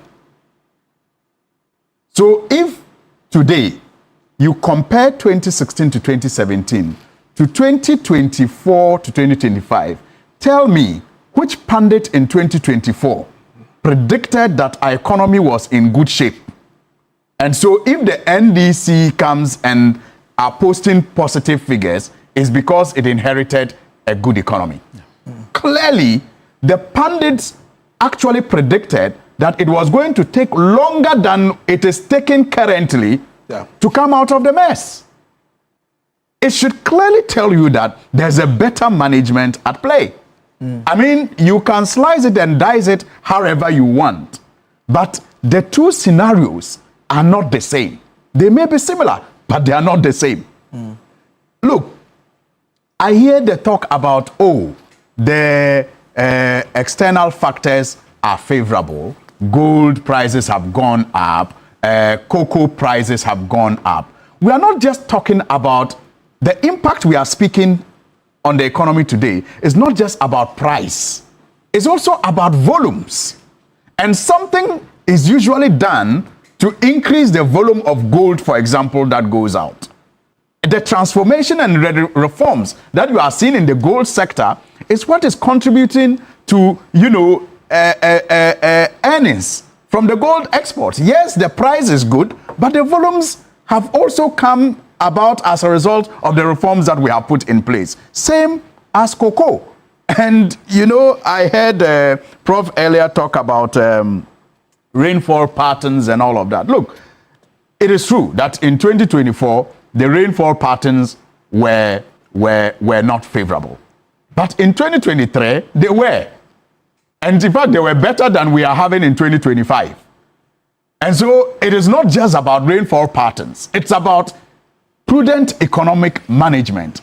It is similar to the argument that is being made that, the Bank of Ghana, the government is intervening in the forex market, and that is why the cedi is stable. How much didn't we hear, the Bank of Ghana dumped in the previous era? Why didn't it bring the cedi to the point that we have it today, despite all the interventions that the Bank of Ghana used to do in the past? So it is not just a basic or simple, process of, dumping cedis or dollars into the market. It takes much more, and it's about discipline, it's about physical discipline, and it's about coordination between the monetary policy and then the fiscal policies. And that coordination is what is giving us the results that we are getting today. Look, if you, and I said it earlier, if you understand where President Mahama is coming from, and maybe before I go there, let me address the question of the benefits in our packet. Let's not underestimate it. People are feeling it. Maybe they don't have these platforms, but I'll give you very simple examples. If you had a mortgage and you were paying $1,000 a month, 1,000 Ghana dollars in it. Quoted in cedis. Yeah, if you are paying, I'm saying because the cedi is so good. If the dollar was, the mortgage was denominated in dollar. Because many mortgages in Ghana were dollar denominated, and until now, that many of them are now changing it to cedis. So if you were paying $1,000 a month, you would have required 16,000 Ghana cedis. Not so. Today, that same $1,000 mortgage, you will pay about 11,000. That's 5,000 Ghana cedis in your pocket. Cool 5,000 Ghana cedis in your pocket. I remember buying a bag of rice about 2 years ago during Ramadan. As a member of parliament, you support institutions like the mosques and other notable institutions. I bought a bag of rice above 600 Ghana cedis. Today, it's below 400 Ghana cedis. So if I go to the market to buy, if I'm buying a bag of rice, I'll have about 200 or 150 Ghana cedis in my pocket. If I'm buying more bags, you can imagine how much I will have excess money in my pocket. The finance minister, before he came to parliament to present the budget, actually visited some markets, interacted with traders, and you heard the traders. This was not staged. They were in the market, standing by their wares, telling you how much, you know, some of the goods had reduced. A long car of rice and all the items that, you know, they were selling. They pointed to us how much they used to sell it in the past, how much it is selling today. And yes, they also talked about some of the problems that they still expect the finance minister and the government to address. So as for money in our pocket, feeling the impact of this good, you know, economy in our pocket, it is something that many people are feeling. And I'm talking about the vision of His Excellency, the President. You see? There are those who make the point that, I mean, structurally, not much is changing, and they make reference to our revenue numbers, especially our revenue numbers. Right. And if you pick the last 4 or 5 budgets of this country, you always see that there's a revenue shortfall. There's a revenue shortfall. In fact, the finance minister said that the revenue and grants for the first 3 quarters of 2025 amounted to 154.9 billion, equivalent to 11.1% of GDP, although this outrun was 4.7% below the target. Then you go over and compare to what he does with the expenditure. You also see that as a result of that, if you pick capital expenditure, for instance, there was a 59.0% shortfall. So there are those who say that it just boils down to the fact that we are not being innovative, we are not getting money, we are just running the same old budget. The difference this time around, perhaps, is our decision to hold our hands and say that we don't have money, we are not going to spend as much as we have to. Well, that is not the decision we have made. The decision we have made is that we are spending in productive areas. We are spending in areas that will spur growth. We are not saying we are not going to spend as much as we should. That tendency of spending as much as we should is what led us to DDEP. And again, you can, yes, give credit to the, bond holders who agreed, but then you should blame those who led us to that point. Clearly, our decision now is that District Assembly common funds that used to be in arrears should no longer be in arrears. Why? Because development at the local level is championed by the district assemblies. And some of the things that our rural communities need to spur growth are sometimes very minute. Maybe they just want a road reshaped so that farm produce can move smoothly to impact food inflation. So that road reshaping can be done by the district assembly if it has money to just buy fuel in a grader. But usually they don't.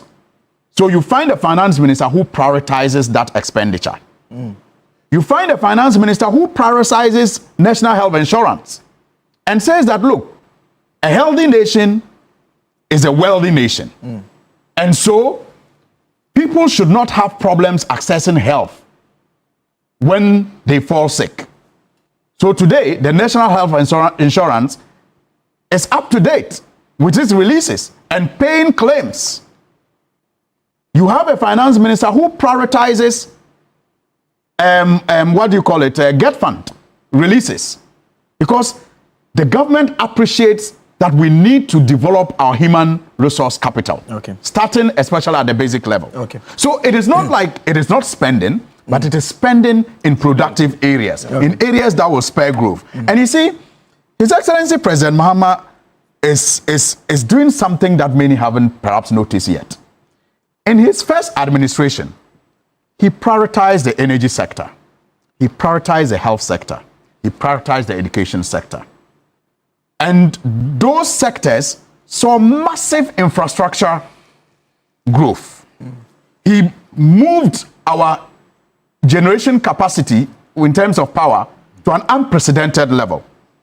Education infrastructure, he is credited, with the most, especially at the senior high level, the E-blocks and other, infrastructure that he championed. One of the best that we have had in this country, investing in infrastructure at the, basic and senior high school level. Then health.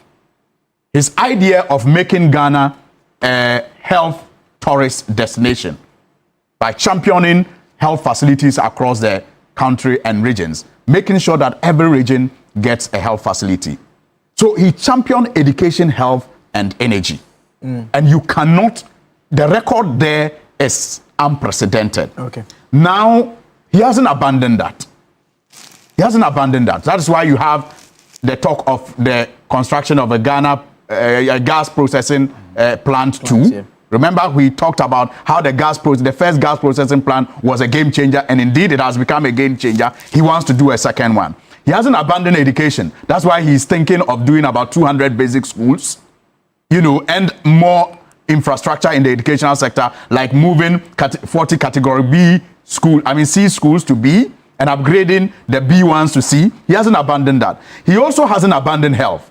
For example, regions without hospitals in this budget are projected to get those hospitals. And the abandoned hospitals are also going to be completed. But what he is doing interestingly now is that he has prioritized the road sector and he has prioritized agri sector. Okay. So you are looking at the Eastern Corridor Road, you are looking at the Western Corridor Road, you are looking at the Upper Corridor Road, and then he is also, introducing a unique central corridor, which is going to be, an expressway from Accra to Kumasi. Okay. Can you imagine how that will open up this country for just not internal trade and business, but even for external traders like our neighboring countries? How it is going to impact the economy, and that is the structural transformation that you spoke about. This will lead to that structural transformation that we've all been yearning for. I'll come back to you on the road so that you walk us through what the plan is just before we wrap up, because of the importance of that sector. Let me come back to Doc on Zoom now, and Doc, the same question again on whether we are seeing the structural change. He makes the arguments about the fact that the change now is prioritizing of the projects, but I mean, when you still look at the numbers closely, how revenue handles are clearly not doing well. In fact, the finance minister early on in the year had even talked about tax refunds, keeping it low under 5% as an option of ensuring that we make more money. I was comparing the numbers. We've already gone beyond the target he set for himself. I mean, that should be of concern in terms of our ability to undertake developments next year, especially when we exit the fund program. Just allow me. You see, the VAT is changing. You notice that the finance minister has talked about how to change VAT and to use AI, reforms, especially even in. So that is the area of the revenue. They have to address the revenue. No problem. Also. Yes, Doc. Doc, go ahead. Yeah. What's the question again? The question was about whether you see a significant structural reform. Yes. Okay. I think structural reforms take time. We have seen a good step made towards reforming revenue mobilization, because I think as a country we should see borrowing as a supplement to revenue mobilization, not revenue mobilization as a supplement to borrowing. And so if we have this clearly on our mind, and then we can borrow for even recurrent expenditure, and then we can raise revenue for recurrent expenditure, and then if there's the need to borrow, we can borrow for capital investment. That one is clearly there. But I'm just looking at some of the figures here. Now, we've done I have the figures up to July, which is 7 months out of 12. That's about 58%, if all things being equal. But if you go through all the revenue components, I think they are all doing 50%, 50%, 50%, which is around, revenue on tax of goods and services are doing 58%, which is on track. If you go to the expenditure side, almost all of them are on track in terms of percentage of spending. But if you go to the capex, the capital expenditure is doing 30%. So instead of 58% having been allocated or spent, we are spending 30%. So what it means is that maybe the government is just being careful with the capital expenditure for this year, because you can see only 10 billion which has been spent against 14 or so. So going forward, we have to improve on the capital expenditure. But I also understand why the government is being careful with that, because first, you are under an IMF program, and second, you don't want to just wake up, boom, and start spending, so that not to put the whole progress that you have made so far into disarray. So I understand the gradual process that they have adopted. So on the revenue side, yes, there's a gradual move to domestic revenue mobilization. And we have no choice, because currently, since January 2022, we have not been able to go to the international capital market. So the government is doing more of domestic borrowing. And even the treasury bill rate has also dropped. So even the cost of borrowing domestically is not so much on the government. And I like the gradual approach of staying within your means, making sure that you spend what you have, you don't spend what you don't have in that regard. But we can do more as a country so that we can, because I'm always a student of expenditure, revenue mobilization, so that you can spend what you have mobilized without overburdening yourself with borrowing. The other structural reforms that we have seen so far, which is also good, is the whole idea of the financial sector. We have seen the financial sector, even the credit to the private sector was on a decline, but now we are seeing a movement. The last time I checked from the budget, we have seen 95.5% of total credit going to the private sector and only 0.5 coming to the public sector. So what it means is that most of the credit are going to the private sector, and that ties into what we may discuss later about job creation, because about 12 to 13 million Ghanaian workers and less than 2 million are employed by the government. The remaining over 10 or 11 million are employed by the private sector. So we expect the private sector to expand. And with all these gains that we have made as a country with regards to inflation, exchange rate, it will really help the private sector to expand. The other structural change that people expect to see is to totally change from, I think my colleagues in the studio have already alluded to, is to change from this Gadgetsburg economy into a more self-reliant economy, cutting down imports. There are a number of items that we import that we can really substitute with local production. I am also happy the way we are linking local production to consumption by the students. You cannot be doing school feeding program and giving food to the borders, and all the food will be imported. So I'm happy that with that linkage where local production feeds into the school feeding we have.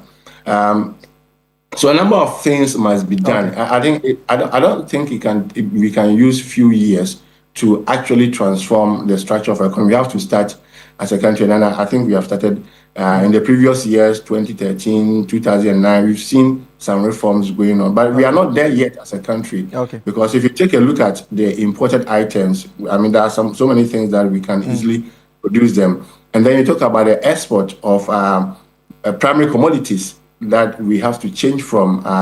At last, I read that Ghana is setting up a gold processing plant, which is good, remarkable.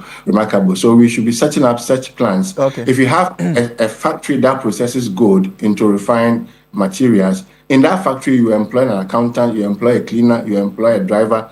So all these things will come out. So we want to see very drastic transformation that will create the necessary jobs. I don't know if I have to talk about the jobs. Yes, just before you touch on the jobs, because I want you to link something to the job issue for me. The growth sectors, if you specifically look at the growth numbers, we see the information and communication sector leading in terms of the sector that is recording the most growth, doing 17.2%. Let's compare to the lower ones. You are having industry doing 3.2%, not very good at all. Then you also have agric, in terms of the ones that are low, also doing 6.0%. Do you get a sense that the growth is taking place in the sectors that promise the most jobs, if I can put it that way, then you tie it into the point you wanted to make about the job creation. Okay, so there's something we call the employment elasticity of GDP. In simple terms, if you grow your GDP by 1%, how many jobs can it create? And we have some areas that have high job creation, like agriculture, manufacturing, and then today the digital space. I think many of the young people, and my friend in the studio was talking about how the young people can take advantage of their smartphones to create jobs or to get opportunities. And so these areas must be targeted, agri manufacturing, and then the ICT, where we have most of our young men really in the area, so that we can get a jobs for them. Because I know if you take your phone, there are so many things that you can do. And so, yes, I am seeing growth in those areas, but what is lacking behind is the manufacturing sector. I think that we have to make efforts as a country to establish more factories. And as I alluded in the past, that if you have a typical factory, within the factory, you have an accountant, a cleaner, a manager, a technician, a driver, and all that. So if you can be able to set up all these industrial zones that have been promised in the budget, that would be very good. It takes me back to the point. I think it's similar to what Honorable Suhini. Honorable Suhini, good morning to you. I promise to visit you in your office. I'll come. By the way, my road is very bad, New Legon. So you have to help us. That was just by the way. Well, the story of my life these days. That's what I hear everywhere I go. Yeah, everywhere you go, road is bad. Yeah. But I'm happy that this year is a year of roads, so to speak, that you are committing a number of billions of cedis for road construction, so we may get our share. Now, the issue of job employment, unemployment is an issue, underemployment is an issue. Underemployment is when you are underutilized, okay? In advanced economies, they calculate it by, when you're working by less than 35 hours a week. But in our sector, which is dominated by informal sector, we use underutilization of capacity. And then a vulnerable employment, if somebody is working all right, but is unable to even make life savings, doesn't make enough to feed himself and the family, and the person is prone to shock. So these are the issues that we have to address as a country. But again, I agree with Honorable Suhin about the psychology of everybody looking for white-collar jobs instead of being an artisan. And we had a discussion with some friends, and they are complaining of how, I'm not saying foreigners, we should sack foreigners, but they're complaining about how foreigners are dominating in many aspects of our economy, where foreigners see opportunities, and then we don't see those opportunities. You go to Aboso Okai, foreigners are coming in here and there.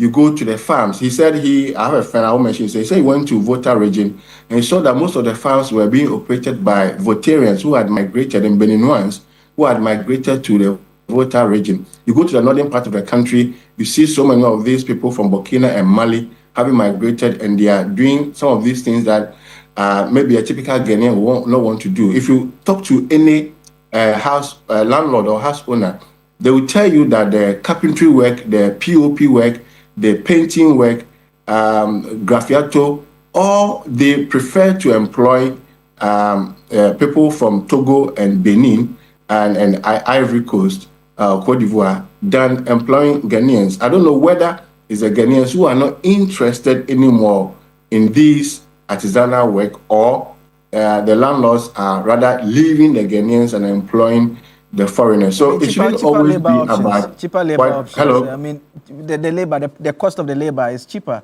I mean, we've done some projects, and these artisans, the foreigners, they come in within days, they are done. They take less money. Yeah. They said that something that a Ghanaian worker can take like 2 weeks, if you employ the Togolese, they will do it in 3 days.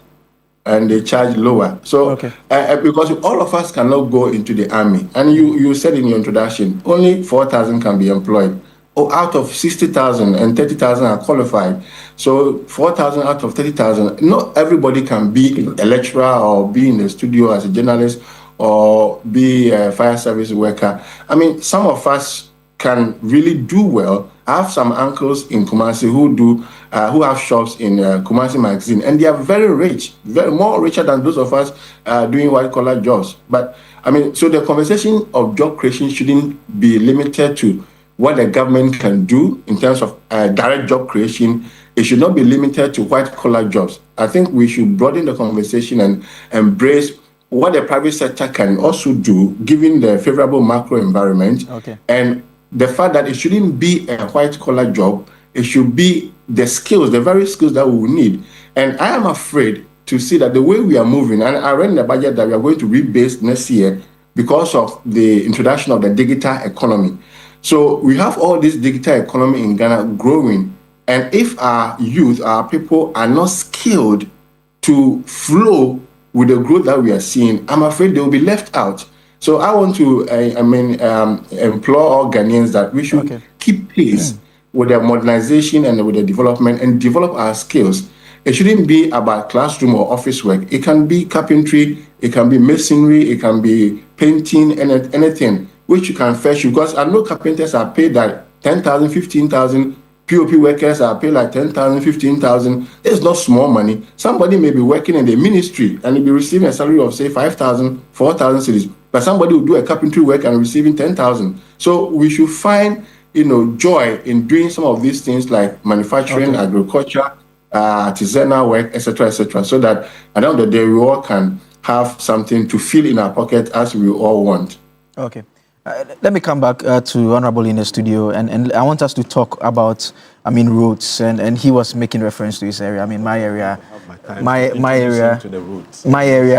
the Kwabenya, Ashoman, Atomic Hills. The roads are terrible. The roads are terrible. I told you. You have to when you are moving, you have to dodge. It's like we are driving, and you know that at some point you have to go on the right, at some point you have to go on the left. The motorcycles are also moving in between. The big push has been announced, but a lot of that will depend on our ability to find money. What is the plan specifically? Talk to Ghanaians. What is the plan for the road sector? Well, clearly it is President Mohammed's biggest infrastructure project. It was in the manifesto, and it was Christian Big Push, and he's living the promise. He has already cut short for some of the construction to begin. He was in the Volta region a couple of weeks ago. He started from Greater Accra. Only last week, we were in the Savannah region. And then this week, we went to the Upper West region. Now, I ended my earlier submission on the note of the corridors and how he's seeking to open up these corridors, which will enable us better utilize the town roads that we have and those that we intend to work on in the coming years. Clearly, this is funded by ABFA. So if you recall, in the last budget, Parliament was called upon to pass a law that enabled the finance minister to reserve the oil revenue for the big push projects. And so there is dedicated funding for these projects that His Excellency the President speaks of, and has already gone ahead to cut short for some of them. That is why the finance minister yesterday in the presentation of the budget statement reiterated the point that shoddy works will not be tolerated, delay will not be countenanced, because there is available, funds to make prompt payments. He indicated that the plan put in place is to ensure that anytime a contractor raises a certificate, within 30 days, that contractor will get paid. But finding the money will be a big problem. No. And you made reference to the oil revenue. Yes. The finance minister says there was a significant shortfall below the target. So we set a target of 12.4 billion. We had a 52.2% shortfall just for the oil revenues. That's a problem. But you see, because that is more or less like the main tool to fund this particular road project. But that is also the assurance that we have this money available for the road sector and for these projects to be done. He also talked about floating infrastructure bonds, remember? Yes. Later, in 2026. And all of these will go to supporting this, massive infrastructure agenda that is captured under the big push. But you see, you have to appreciate the vision. You have to appreciate the vision. I mean, money is important, but it's not always everything. You don't need to have it before you begin, progress, or you begin to initiate something that is progressive. You don't always need to have it sitting in your accounts. You need to have the buffers. And clearly, our economy over the period has demonstrated that we have the buffers. So we need to visualize what His Excellency President Mahama is trying to do to us. I mean, if you live in the Upper East region, for example, just imagine how it will become easy and how it will improve trade, farming, and movement if you have a road that connects Wa to Navrongo. If you live in the Upper East or the Upper West, just picture that. Okay. Where you used to take about 5 to 6 hours to cross between Wa to Navrongo, a road is to be done to make it easy for you, and in this case, shorter, because you now do like 4 hours. I mean, just picture the time that you will save. Now, look at the Eastern Corridor, and you take it from Wenchi all the way to Wa. And remember, the border around Axim and others are also there. That's why I talk about the utility of these roads, not only for internal purposes, but also for external purposes. So from Wenchi to Wa, I mean, where you have a good road that will enable even the Sahelian countries to transport goods easily from our ports and to our ports. Can you imagine how much revenue that will, create for this country and the businesses that will spring up along these roads? Because you know that everywhere a road passes, the economy improves. Even if it passes in front of your house, you are most likely to turn some of the fronts into stores. I mean, so everywhere a road passes, the economy improves. So the same with the Eastern Corridor. So it's not going to be only big push, but small pushes as well. They are small. You see, okay, thank you for this. Even contractors get confused about this. The road ministry still has its capital expenditure budget, just like it used to have in the past. The big push project, if we were the MPP, would have called it a presidential special initiative sitting somewhere at the presidency. Special intervention. It's a special intervention, but still under the road ministry. Why? Because the president believes that the road ministry has the technical people to monitor and ensure that it is implemented the way he has envisioned it. And so those community roads that you have spoken about will be catered for. Yes, will be catered for under the already existing budgetary allocation to the ministry. In the past, these bigger projects were competing with the small community projects over the same funds that was available to the ministry. Today, it is different. That is why we are confident that we will do about 10,000 kilometers of feeder roads. We are confident that about 166 constituencies will benefit from 10 kilometers of roads this year. Yes, there's that discussion to see how we can partner DRIP to do all of that. Yes. Okay, let's wrap up now. About 2 minutes, and Prof as well 2 minutes. Only 2 minutes. Don't yes, we don't want your roads to be fixed. Yeah, I want my roads to be fixed. The roads are very important because you see, we've been talking about the issue of economic restructuring. And one area I think we need to pay attention to is how to integrate the various sectors and or the units. Because, I mean, look at the production. Let's look at the production units of the economy. When they produce, what is it for? It's for consumption. So what do you do to the consumption units? And how does it get to the consumption unit? Through distribution units, right? Okay, so the point is that now the government has said they are going to focus on taking routes to productive areas of the economy, which is quite good. The government has also said that, okay, this time around, the schools are going to buy from the farmers locally, which is also good. So we need to be intentional about it, to integrate this so that because if I'm a producer, I know in economics you say goods are produced in anticipation of demand. So I'm not just producing for producing sake. I'm producing because somebody would have to buy it. So the government will have a role to play to make sure that what I produce, even if it's not the government who's going to buy, someone else in the private sector would buy. So let's look at the integration. How do we integrate the productive unit or the production unit to the the distribution unit, so that the cost of distribution, because at the end of the day, whether you like it or not, whatever you are producing, you are competing with other producers from around the world.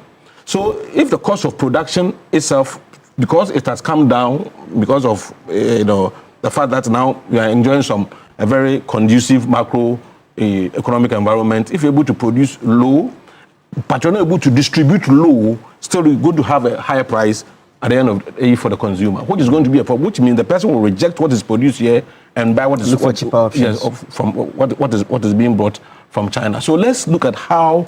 So I'm excited that specifically they are saying that they are now taking rules to areas of production. Not only that, let's look at our transport system.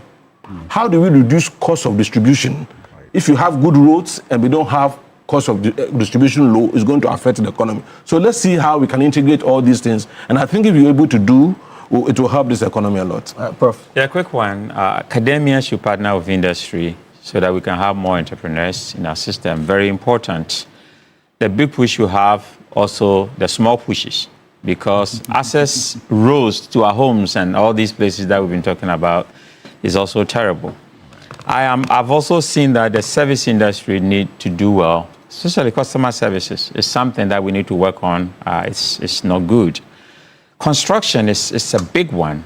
Construction jobs in the advanced world is a big one. Can you imagine that in America or Europe, sometimes about 40% of individuals are employed in the construction sector. If we are fixing all our roads and individuals are being employed in the construction sector, that is going to be great for us. I've seen the youth with good attitude of having shovels, trying to, pass some of these things, and they take 1 cedi, 2 cedis and everything. I'd rather give my 1 cedi or 2 cedi to that person than somebody begging on the street doing nothing. So it's a good thing that we pay attention to the construction center and do that. Also, attitude needs to be fixed. If you talk about Togolese coming for the POP and individuals, and Ghanaians are doing Kanana and Bukata and inflating the prices for us, that is not good. I don't know why they always want to steal. It's a serious issue. We're doing some construction. When they come, they are just based us back to the point I made. So attitude. Yeah. Attitude. Yes. Go to school, work hard, get a job, enjoy. So when you get a job, one day let's talk about this. To be productive at all. So Suhini, one day let's talk about this issue. But I think that the biggest issue here is that somebody is building your house for you. Before you know, they're also building another one.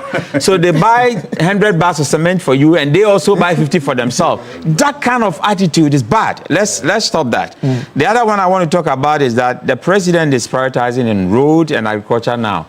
We need food, good food for ourselves. We have organic food. You can't have it anywhere. So let's pay more attention to the agri sector. I like the Nkukwo Nkete and all those things that we can buy locally produced chicken, not the akuku food from other places that we have in our refrigerators and eating them, and they are causing a lot of harm to us.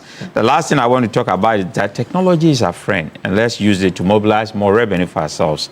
And let's process our good, because you can get a lot of benefits. I was looking at it, even salt, over 18 benefits from salt, that if we process them here. If you look at fuel, we can have gasoline, diesel, jet fuel, heating oil, liquefied petroleum gas. Then we can have plastic bags, waxes, petrochemicals, naphtha, bitumen, petroleum coke, which is used in the steel industry. So let's begin to process all these things, and we can have a lot of jobs. No Ghanaian need to travel abroad to look for jobs. We can create those jobs here for ourselves and be happy living together. Let me wrap up with Doc on Zoom.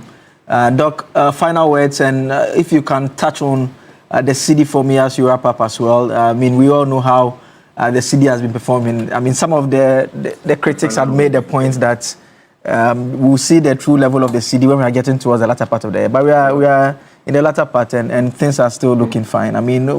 What's your own assessment? Do say it's not premise. Hello, Doc. Yes. So my assessment of what? The city? Yes. Hello? Yes, and going forward as we wrap up, we end the year, yes. Oh, yeah. I think, whatever factors are accounting for the appreciation is good. I think when the conversation is about the BOG intervention, it is about excessiveness. BOG always intervenes to get rid of excessive volatility. And so if you have enough reserves to intervene, why not? But the conversation is that they should not intervene so much, excessively, not to deplete the reserves. And that is the point people have been making. But I think so far, so good. We are enjoying the exchange rate.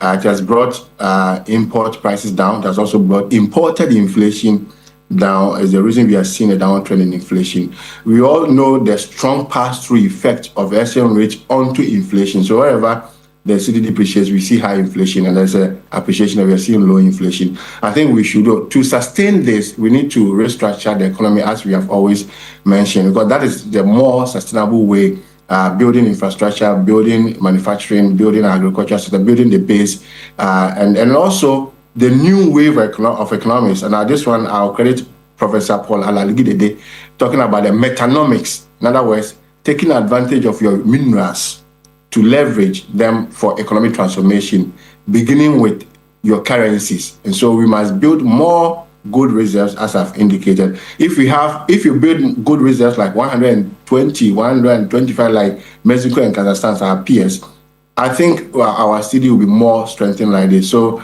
let's continue to work together. So far, so good, so that we can transform the economy to create a jobs. By the way, I have read the 24-hour economy program, and it is not the one job, three shift, three persons. They are saying that it is a destination. Now, the process of getting to that destination of a shift system is through economic transformation. And most of the money will not be coming from the government. It will be coming from the private sector. And I think it's a good thing that we must commend the government and support them to achieve, so that at the end of the day, we are all Ghanaians. If things go well, we go to the market and buy a lower price of items. Thank you. Thank you very much. Doc, you wanted to make a point, yes? You see, when we talk about economy, the economy, we normally forget to mention corruption. Yeah, in fact, that was the point I was going to make about this CD, the exchange rate. Yeah. The finance minister, disclosed something that is very troubling and disturbing. The amount of money. And then the illicit transfers outside this country. Over $80 billion leaving this economy. Can you imagine how that would have impacted the city in the past? Corruption eats away from the economy. Yeah. It is important. Anytime you discuss the issue of economy, eat away. It's a thief in everybody's pocket.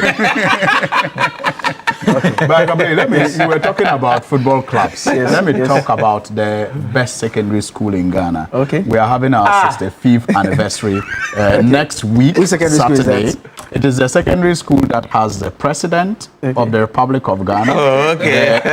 The first lady of the Republic of Ghana, the majority leader. That's where they met. The majority leader in Ghana's parliament, and has the highest number of MPs in parliament today. I'm talking about Ghana Secondary School in Tamale. We are having our 65th anniversary. School, right? Yes, we are do you know we also have Ghana Secondary School in Koforidua? Yes, next week we are also having our 82nd anniversary. The first one was in Cape Coast. Ghana National College. Why are you talking about your school? That is all time would allow us this morning. Next week, let's all go to Ghana's Koforidua and then have fun. Those are in Nkrumah schools. All those schools are in Nkrumah schools. So my guests have been Suhini Saibu Alasan, Deputy Minister Roads and Highways and MP for Tamale North. Dr. Edu Owusu-Sarkodie joined us on Zoom, an economist at the University of Ghana. Professor Enoch Opoku-Entry is a governance and policy analyst joining us in the studio. Ebo Bakman, Deputy Communications Director and also a financial analyst with the United Party as well. Happy birthday to senior Kwame Jantua, my senior by so many years. I received the message that you sent through the producer. In fact, the message you sent was to the entire crew. He said that the Friday crew, if they don't wish me happy birthday and I come next week to be butu. No butu. They are telling me to come with champagne as well. Yeah, we have to do that. So, Mr. Jantua Senior, that's the message to you. It's also the birthday of Godwin Asidiba. Godwin Asidiba is the reigning Ghana Journalists Association Journalist of the Year, our colleague here at TV3. He's also the BBC Komla Dumont Journalist of the Year as well. Fantastic gentleman, currently in the United Kingdom working with the BBC. Happy birthday to you. Do enjoy your day. And one way you can enjoy your day is to pick up your day the Milky Way with the rich, smooth taste of Peck Milk Shortcake. As I always say, it is pure delight, and we have it right here. You should try Peck. Godwin and Mr. Jantua, last week, you don't worry. Next week, we'll see what we can do. I don't want to make promises. We'll take a quick break. We'll be right back. But before then, if you want to look smart and fashionable, visit any Woodin boutique nationwide. Today, Woodin offers an amazing collection of authentic African fabrics and ready-to-wear that come in beautiful designs and colors for men and women. With Woodin, you can get creative and versatile with your designs. Be confident and show off how truly African you are in Woodin. Go to a Woodin boutique near you today and choose from a variety of trendy products to complement your unique style. Follow Woodin Fashion on Facebook, Instagram at Woodin Fashion, and TikTok at Woodin_fashion. We'll take a quick break. We'll be right back. And don't forget, we will be showing the Black Stars match at 10 a.m. The build-up starts at 9:30. The Kirin Cup, we are playing against Japan. The sports guys will join us with all of that. We'll be right back. Stay tuned in.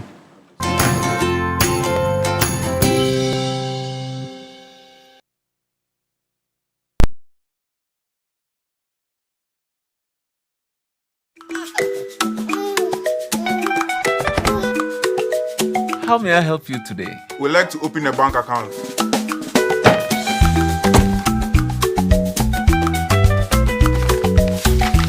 Sign here, sign here, sign here, and here. And now you draw direction to your house. I need your thumbprint. And I'll need your birth certificate too. No, I need the original. A lot has changed since you banked like this. So have we. We've made it easier than ever to open an account online and bank on the go through our mobile app, online banking, and more. EcoBank, a better way to bank your way. Sign here, sign here.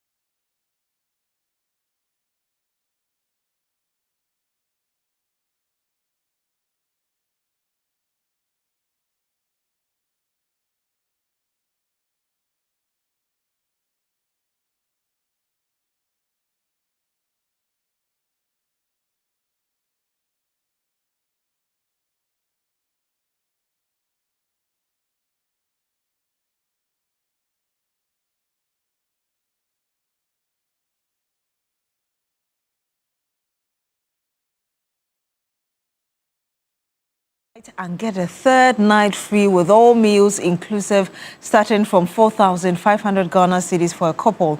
Package offer guests free welcome drinks, access to all in-house facilities, swimming pool, gym, cinema with popcorn, board games, snooker, etc. Live band, brass band, DJ performances, and many more. You also get to enjoy free airport pickup from Takoradi on weekends. Terms and conditions apply. Fun activities include tour of a beautiful facility with a golf cart, splash playground for kids, in-house Anchors Carnival, sips, paint, also bicycle rides, boat ride to Maha Village. Jet ski, banana boat, party bus ride, nightclub, bonfire night, variety night. There will be trips to Inzulezu for also Fort Apollonia and Casa Forest, Kwame Nkrumah Memorial Home, etc. Early bird discounts, book and pay. Well, if you had actually booked before the 31st of October, you would have had 20% discount. But before the end of November, you get the chance of an extra 10% discount. Call Maha Beach Resort now on 030-3977-773 or 054-01-2-4114, and on WhatsApp is 050-157-0684. Email sm@maharesort.com. Social media, also Maha Beach Resort. Website www.maharesort.com.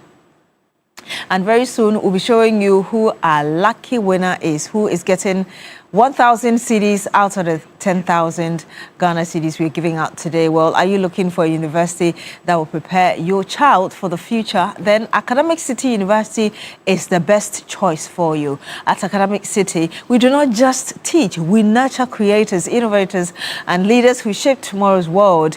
We offer undergraduate programs in engineering, computational sciences, business, and communication art, and our BSc in artificial intelligence and robotics engineering are the first and only one of its kind in sub-Saharan Africa. With world-class facilities and industry-experienced faculty, students do not just learn the latest technology, they actually create it. And for working professionals and young graduates, we have got you covered as well. With our MSc programs in cybersecurity and data science analytics, as well as our professional certificate programs. At Academic City, our programs are practical, relevant, and future-focused. Call us now on 026-269-3870 or visit acity.edu.gh for more information. Admissions are now open at Academic City. Make your mark. So let's find out which of you is getting 1,000 cedis home today to have a wonderful weekend. The numbers will be scrolling very shortly. Yes, congratulations to the one who owns 0598598 0598598 Congratulations, you've got 1,000 cedis for you. A good weekend is going to be. You're still here on Newday on TV3. Stay with us, we're back with more.